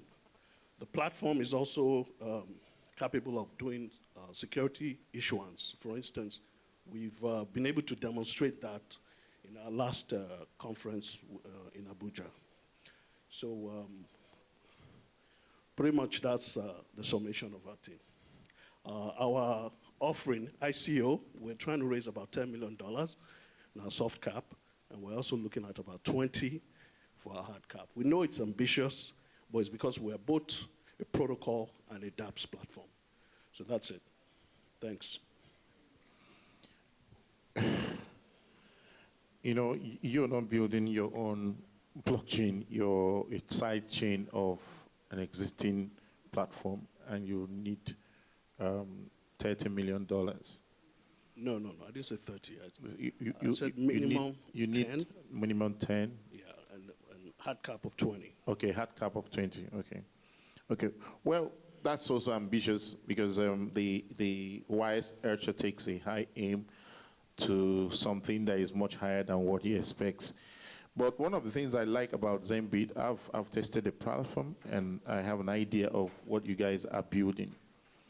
And it makes a lot of sense. But I think from my personal experience trying out the platform, I think your developers need to look at the user experience. Okay, it should be something that people should interact with without necessarily knowing about the technology that is on the background. Okay, and that will make a lot of difference because most of the time when you go out somewhere and you want to demo your product and people find it difficult to do stuff on it, it cuts out a particular category of people. So I think you work on the UX and make sure that people can use the platform without knowing about what goes on in the background. And I think when you clean that up, you are up with a great project. All right. Yeah, I think the $20 million is pretty ambitious, especially in this market. I do like the background in Capgemini. I would like to know more background on other team members. But, and you mentioned it's a side chain or fork of a... No, it's a fork. It's a fork of NXT. Of Next, yeah, okay. So it's a fork. So a fork of Next, and you have a DEX, and you're doing aid disbursement? Aid disbursement, yeah. That's the main focus, or is that... So the DEX is like the foundation layer. Okay. So, I mean, this... who's your competition? Are you going after Ethereum, or are you going more after this niche? It's just this niche, really. Okay. If you think about it. So I think that, I mean, it's a good niche, definitely to go after from just a humanitarian standpoint, but I think it lowers the potential for a project, right? Because more of a single-use protocol of blockchain as opposed to a general multi-purpose blockchain. Yeah, it is. Right? I did say payments, remittances, and aid disbursement. Okay. So it's not just aid. Okay, so a lot of my concerns were already kind of discussed. I would like to know more about your structure of operations.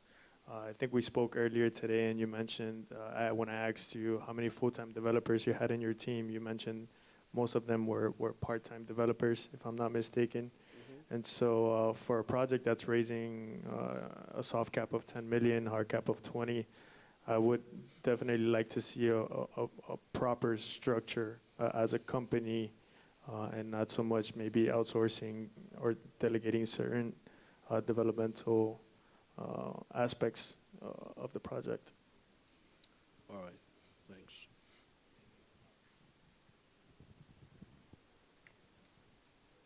Can we please have Coin for All come up?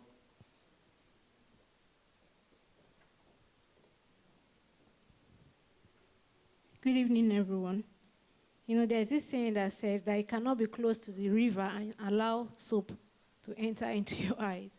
I was meant to be part of the panelists, but I just have to take a shot on this. Actually, I'm here to represent Coin for All. Coin for All is a digital asset, you know, that is focusing on the rural area or the grassroots area, and it has to do with being able to provide energy or electricity at a very low cost for the unbanked. A lot of us here may have the idea that we have about 2 billion people in Africa that does not have access to electricity. Electricity here, especially in Nigeria, is very, very expensive, and a lot of platforms has been introducing their projects. Is either it has to do with an apps and all that, and you know that there are a lot of people who cannot afford 3 square meals a day. Let's talk about affording electricity. So these are the people we're focusing on, because one of the Satoshi's dream said that the cryptocurrency and blockchain technology has the opportunity of us becoming our own bank. So the Coin for All I'm talking about is actually a digital currency that is mineable. So you can actually have those cryptocurrency in your laptop, and you have the ability to mine them. And when you mine them, you mine them over 7% per annum. And let's take, for example, when the price of the coin goes up and you have, let's say, for example, 100,000 of it domiciled on your computer, you can actually have that opportunity to make more money. Apart from that, we have 7 million mineable coin or pre-mined, you know. Then we are projecting to raise a soft cap of 1.2 million. Our hard cap is projected at $3 million. Then so far we've been able to do ICO and it has ended. We've not been able to raise a lot of funds. The little money we have raised, we've been able to use it to settle some expenditures that we incurred from developers and all that. Then as regards to our team, we have a strategic line of team members that are from different countries, South Africa, Indian, Germany. Right, unfortunately, time is out. But thank you.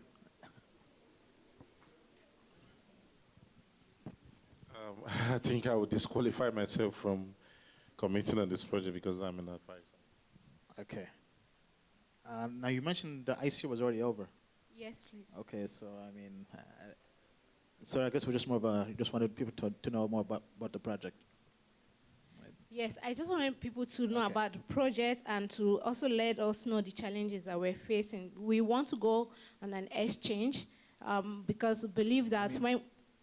Okay, sorry. Yeah, go ahead. Yeah, because we believe that when we go on an exchange, people will have that capability to buy into the project. And I know why people didn't really buy into this project is as a result of all the scam ICOs that has happened in the past. So a lot of people want to see, a project or a coin listed in an exchange before they can buy. And when this is done, we'll have enough money to build our project, because we are targeting of building filling stations at different countries like in Nigeria, South Africa, where people can use this coin to walk into those filling stations and be able to access fuel at a very low cost. I'm not sure if I missed this, but I think you kind of shared more about what you guys are working on and doing. I'm not sure if you mentioned the background of the team. The background of the team, and maybe also like how many tokens you guys are making. Basically the token metrics, right? You mentioned you had a hard cap of 3 million, right? We are expecting to raise a hard cap of 3 million, but we couldn't do that. Okay. Yeah, I think it would be good to know more of how many Toyota tokens you're creating, how many you're giving to the community, more background on the team. Yeah, so my only concern is the hard cap. From an investor's point of view, one of the key components that we look for is to have liquidity available for the token. Meaning, if I invest in seed round, I need the token to be listed on one of the top major exchanges, and this is not a cheap cost, right? So, if you want to get listed on Binance, that could easily cost you maybe 1 million. And these are Binance obviously being the top international exchange. So there goes 1/3 of your entire hard cap on a token listing. So I think realistically, the business might not be operational with the hard cap unless it's a lower tier ICO, an investment, which will then, for me, it's not really an attractive investment from an investor's point of view. That's just my opinion. Now, that doesn't mean raise as much money as possible.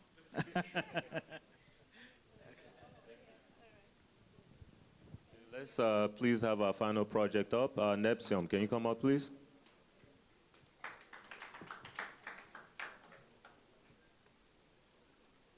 Hi, everyone.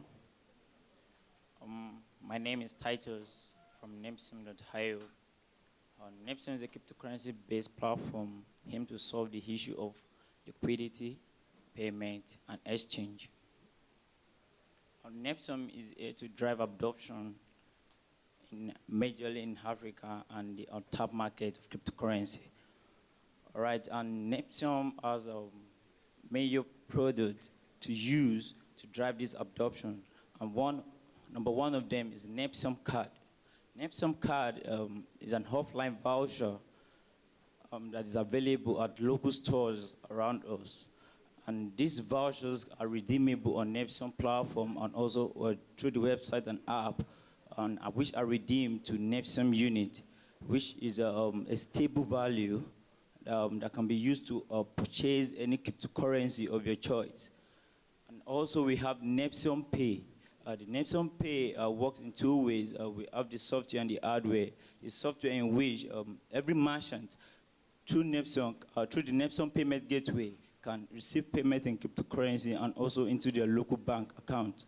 And also we have the hardware part, which is the Neptune debit card and the hardware POS, which also serve as a payment. Neptune we also has a multi-crypto wallet. We store cryptocurrency. Through it, we can easily convert cryptocurrency to the Neptune unit, which has a stable value and can be used to purchase any cryptocurrency, and also allow instant fiat withdrawal into your local bank account. And also the last feature of, which last but not the least feature of Neptune is the Neptune Exchange, which work in two ways, which are the OTC Exchange and the order book exchange.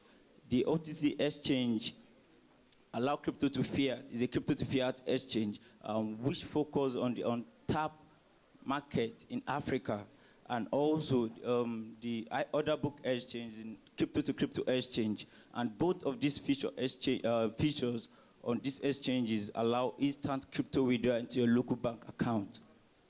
So tokenomics is built on Ethereum blockchain and has a total supply of 100 million. 60% of it will be used for the ICO, and we are planning to raise at cap of $15 million and a soft cap of $8 million.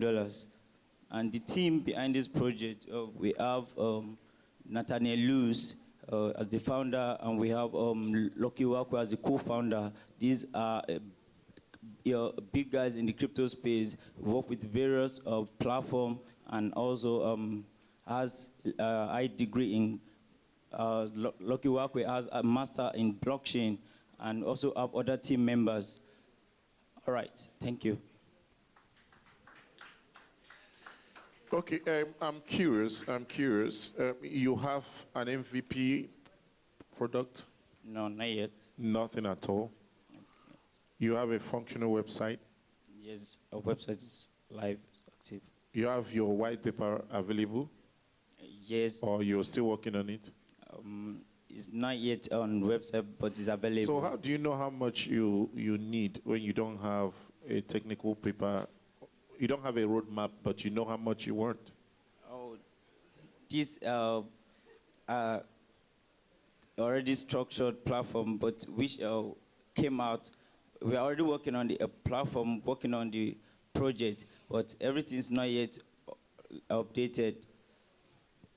Well, I think first things should come first, and the other things should come later. You know, the challenges we're having in the ICO space is because of things like this. You need to have a roadmap. You need to know what you want to do. And that's how you work out the expenses that you are expecting. You can't just have an idea in your head, then you say the idea is going to cost X, Y, Z amount. And that's what you want to get. Okay, so, well, it's still in the ideation era, so I think. Yeah. So, I mean, so you said you have Neptune Pay, you have a hardware point-of-sale device and a wallet and a debit card for offline vouchers, and you're trying to get adoption in Africa. But then you said you had no product, or no, so you have no MVP, no product yet? Yet. Then what is the hardware point-of-sale device, and what's Neptune Pay? That's just an idea, or is that done? That's what we're working on. Oh, you're working on it, okay. I mean, I think this is very early stage. Yeah, so I think this is a great platform for you to kind of get your project out there to the world, but it's definitely extremely premature for the. I was going to ask for the hardware manufacturing. Where do you currently stand? So you obviously at this point you're working on it, but you're working on an idea, yeah, it's definitely way too early to even judge. So I would suggest maybe some seed round funding from investors. structure your project really well, and then hopefully that gets you started with some capital to begin manufacturing and structuring your company.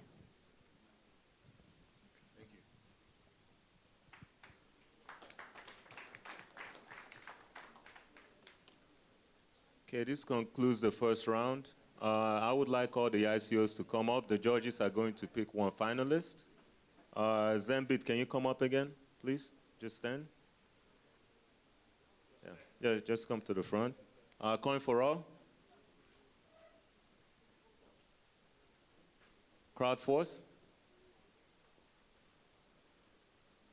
Nepsium. And Ferrum, please. Okay, judges, please share your thoughts and please pick one finalist.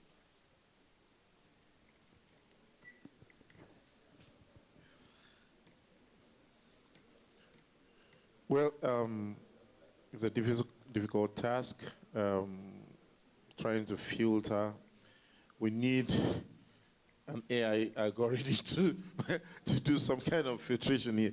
But projects, CrowdForce, Ferron, and Zenbit actually caught my attention because of the preparedness of the team.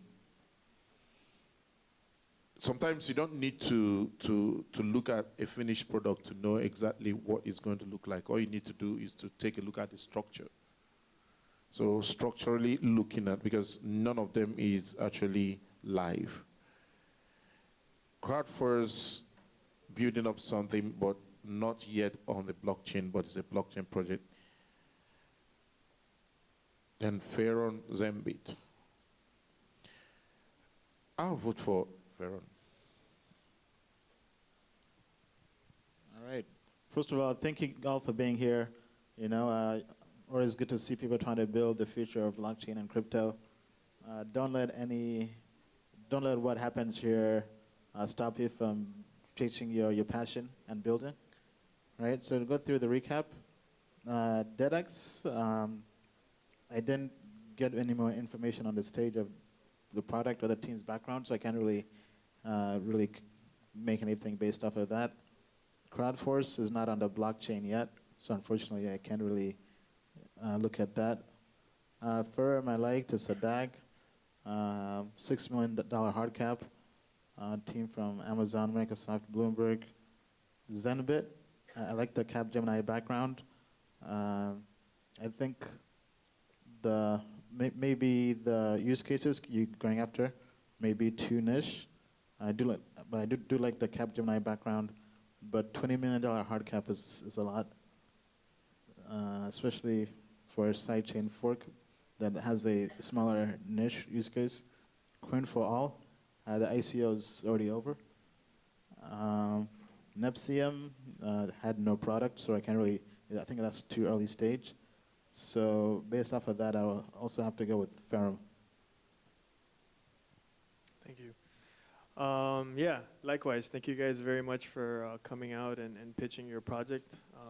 My suggestion is similar to Ian's. Take this as collective feedback. Don't take it personal, and fix up a few twitches and continue pushing towards achieving your dreams.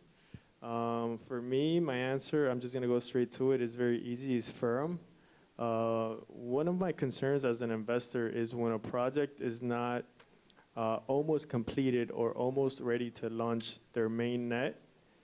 Sometimes these projects get listed on exchanges. Now it's becoming very difficult to get listed on exchanges if you're not very, very close to your mainnet launch date.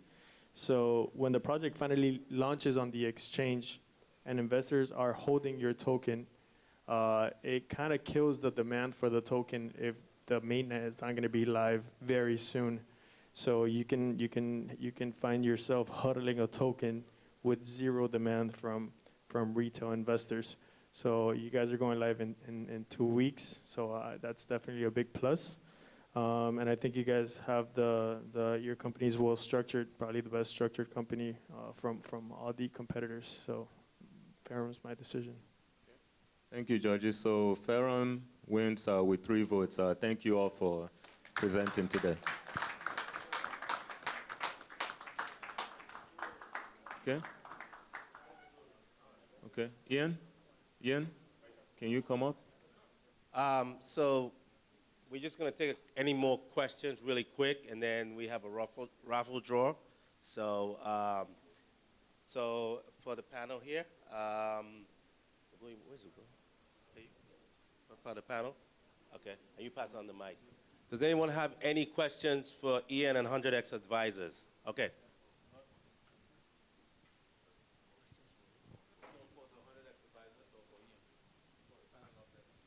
Okay, thanks. My question is, I know we've touched a bit on it.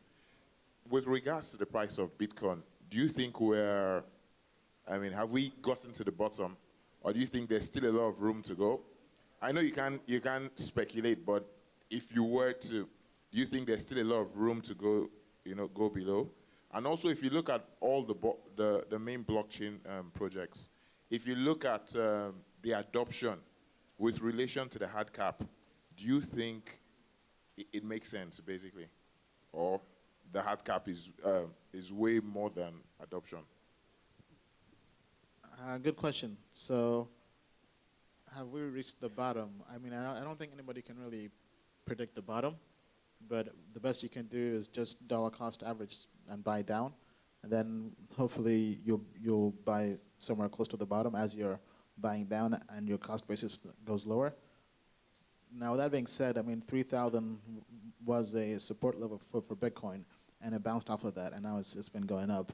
I mean, the last few days we had green days, right, where most products were positive. Now, so that's really the best I can do. I mean, if Bitcoin breaks that support at around 3,000, then obviously it will go lower. It would probably go to the next support level, which I think maybe around 1,500 or so. I'm not sure, 1,800, right?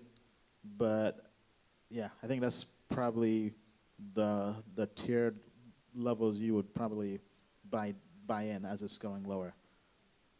What was the other question? Sorry. Oh, relations. I think you have to, yes and no. I mean, I think in December and January, yes, projects were overvalued. I mean, you had projects that were over $1 billion that now are like 10 million. Right? So, yes, back then they were overvalued, but now I feel like the market has kind of cleaned up house, and projects now are getting better valuations. Now, there are definitely some projects that barely have any adoption that are still valued very highly. I don't think that's an issue per se, because the market has kind of cleaned up most of the bad projects. But if you go back to the .com era, you had projects or companies, startups, that had really high valuations that hadn't really done much, but they're being valued based on the potential. And they ended up living up to the hype, like Google, Amazon, even Facebook, right? So even today on the stock market, you have tech companies that are trading at a just ridiculous amount compared to their actual earnings. And I think somebody was saying that Tesla, GM makes, I don't know what, was it 100 times? 100 times more money than Tesla? I think it was 100 times more money than Tesla. Something insanely, but they had the same market cap valuation. And that's mainly on the potential of Tesla, right? Because they feel like electric cars are the future, right? So I think same thing is happening with crypto. You have to look at it from that perspective, where it's more about the potential of what it can do. Sure, it may be high now, but if it lives up to the hype, it won't matter.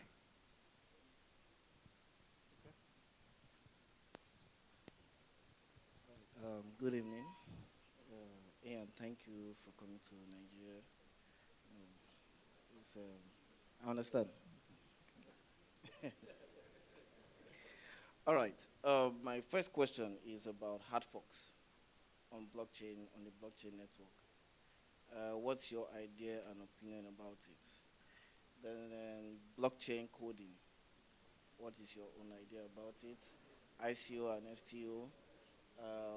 the regulations around it, because it has been affecting. Okay, let's go price. one question at a time. Yeah, sorry. So you said hard forks. Yes, hard forks. Yes. What's my take on it? Yes, what's your take on it?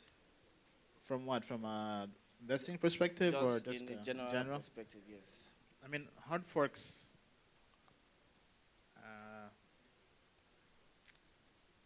I think.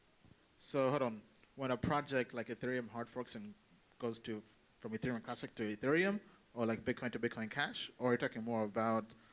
Like for Bitcoin to Bitcoin Cash, then recently we have Bitcoin Cash moving to Bitcoin ABC. So from Bitcoin that SC. perspective, yes, it's good and bad. I mean, it's good because people are exercising their right with open source technology, right, and being able to build something to their liking, right.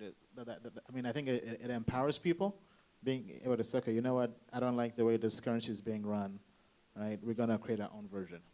So I think that's always good. That's always healthy, right? That's what really spurs innovation and competition. Competition is healthy, right? Now, but then at the same time, it's also not the true vision of Bitcoin, right? But from I mean, for me, I don't really follow forks, right? Like, I mean, to me, Bitcoin is a true Bitcoin. So when Bitcoin Cash came out, I mean, I did get Bitcoin, and what the free Bitcoin Cash I got, I sold to just because it was free money. Right, so I like hard forks for the free money, right? But after I sell, I don't look back, right? So, but unless maybe if it's something that's very innovative, right? But I mean, I don't think I like hard forks from that perspective, right? I think to me, the only way I like hard forks is people can exercise their right to create something new. Perhaps yeah. Hello? Hello? Yeah, the question you were asking is in relation to the effect hard forks have in the crypto community, right? Okay, I guess that's what you wanted to know. Because it looks like if I don't like this currency, I fork out and create mine. Okay, and people are watching from the sideline and they are thinking, these guys must be crazy. Okay, everybody wants to create his own and all that. From that perspective, I don't think it's really something that we should encourage in the ecosystem. But then when you choose freedom, you have to contend with people who will go to the extreme. And those guys who are doing these forks, they are simply exercising their rights to the freedom that we all have subscribed to.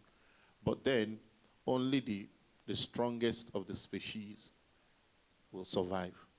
So anybody can fork as much as he likes, but only the strongest of the species will survive. Good evening, everybody. I'll be directing my question to Ian. Hello, Ian. I would like to know what the future holds for ICOs, because we all know 2017 was a great year for ICOs, and that was when I got into blockchain, basically. And I was lucky to make money in 2018. June precisely, but then I lost it. Yes, I did. Yeah, I was lucky to get into Quack chain, put in a little, and I made huge money, but then I lost it. But I'm still optimistic, but then I'd like to know your views on what the future of ICOs will be come 2019. Because I want to make my money back, honestly. Yeah, I do. So I'd really like to know. Thank you very much. So, as I mentioned earlier, ICOs aren't dead, in my opinion. I think they're evolving. I mean, I think it's still possible to make money in ICOs, because now ICOs are raising a lot less money. It's tougher to hit their hard cap. I think I saw something this week saying that in the last month, ICOs raised a total of $60 million. That's 60 in the entire industry. I mean, so ICOs are very, very undervalued. And if you think about it, whenever the next bull run comes back, right, and I know that mania, that chaos comes back again, those projects, if you got in early, they'll be really, really undervalued. Because I find this is an issue lots of investors have. I mean, when something is priced very highly, they always wish they got in at a lower price, right? How many times has somebody said, when Bitcoin was at 20,000, oh, I wish I got it at 3,000. Right. But guess what? Bitcoin came back to 3,000. no one bought. So I feel the same thing happens with ICOs, right? People see, oh, Icon 100x, oh, this is 100x. Oh, I wish I got in during the ICO. But guess what? That ICO happened during a bear market, right? Nobody was trying to get in, right? So now the same thing is happening all over again, right? Nobody wants to, everybody says ICOs are dead, right? But guess what? When the next bull run comes back and some ICO does 100x that was available in a bear market, people will be like, oh, I wish I bought it back then, right? So I don't think they're dead. I think the hype has died down for sure, and there's tougher competition for ICOs, but also there's more opportunity for investors. And then also the space is evolving towards STO, security token offerings. But that's probably a year or more out before that really starts building up. Last question.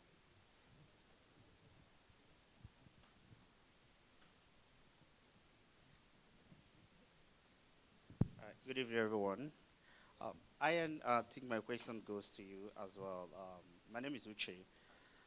I kind of, for people who are coming into cryptocurrency, most of them are, their fear is the volatility that goes along with Bitcoin and all that and other cryptocurrencies. So now, I looked at it, sometimes you look at, in a day, you will see like $10 billion wiped off CMC. Sometimes more than that. So, and now we are talking about institutional money coming into cryptocurrency. My question is this: is it a good thing for the institutional money to come in? Because those guys are coming with big money, and sometime in a day they can decide to pull off their money. So, how are we going to tackle this again in cryptocurrency if we are to move forward? Thank you. Good question. I mean, I think institutional investors coming in is something we have to prepare ourselves for, and it's something that does have to eventually happen, right? Because, I mean, for crypto to go mainstream, more money has to come in, right? I mean, sure, there's adoption, but also more money has to be used and invested into cryptos, because this is to replace money and currencies globally, right? Then money has to be replaced and put into it, if that makes sense, right? And eventually we're going to kind of reach a peak of how much money we speculators or builders can put into it, and we need other people, right? I feel like almost in the same manner like that book, Crossing the Chasm, right? Sometimes to go mainstream, you really have to kind of have a long-term outlook and be willing to almost risk what you have now to get to where you want to be, right? You have to almost be willing to lose those loyal hardcore fans or early adopters, right, to get that bigger market, which is the mainstream, right? I mean, some people call this selling out, right? But if that market is going to be bigger and is going to make that vision of a product even better, then it makes sense, right?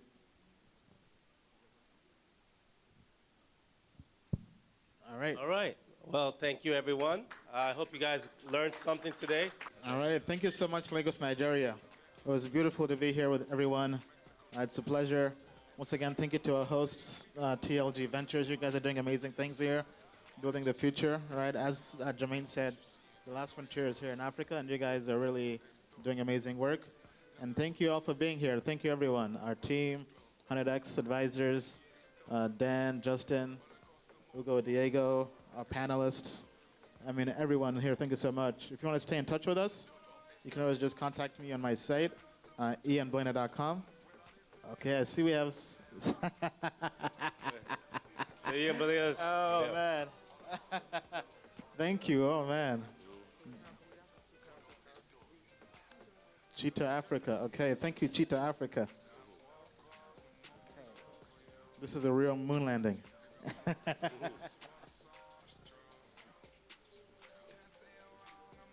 Take pictures.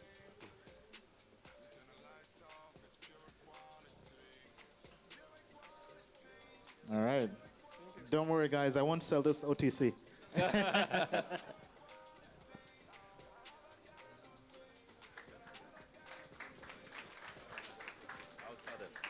I will. When it's done. Yeah. I know. Thank you.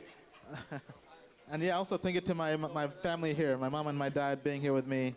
That's it. Was always a beautiful thing. All right, guys. Yes. Thank you so much. Instagram or and whatever. we'll see you on the moon. All right. To the moon and beyond. Thank you.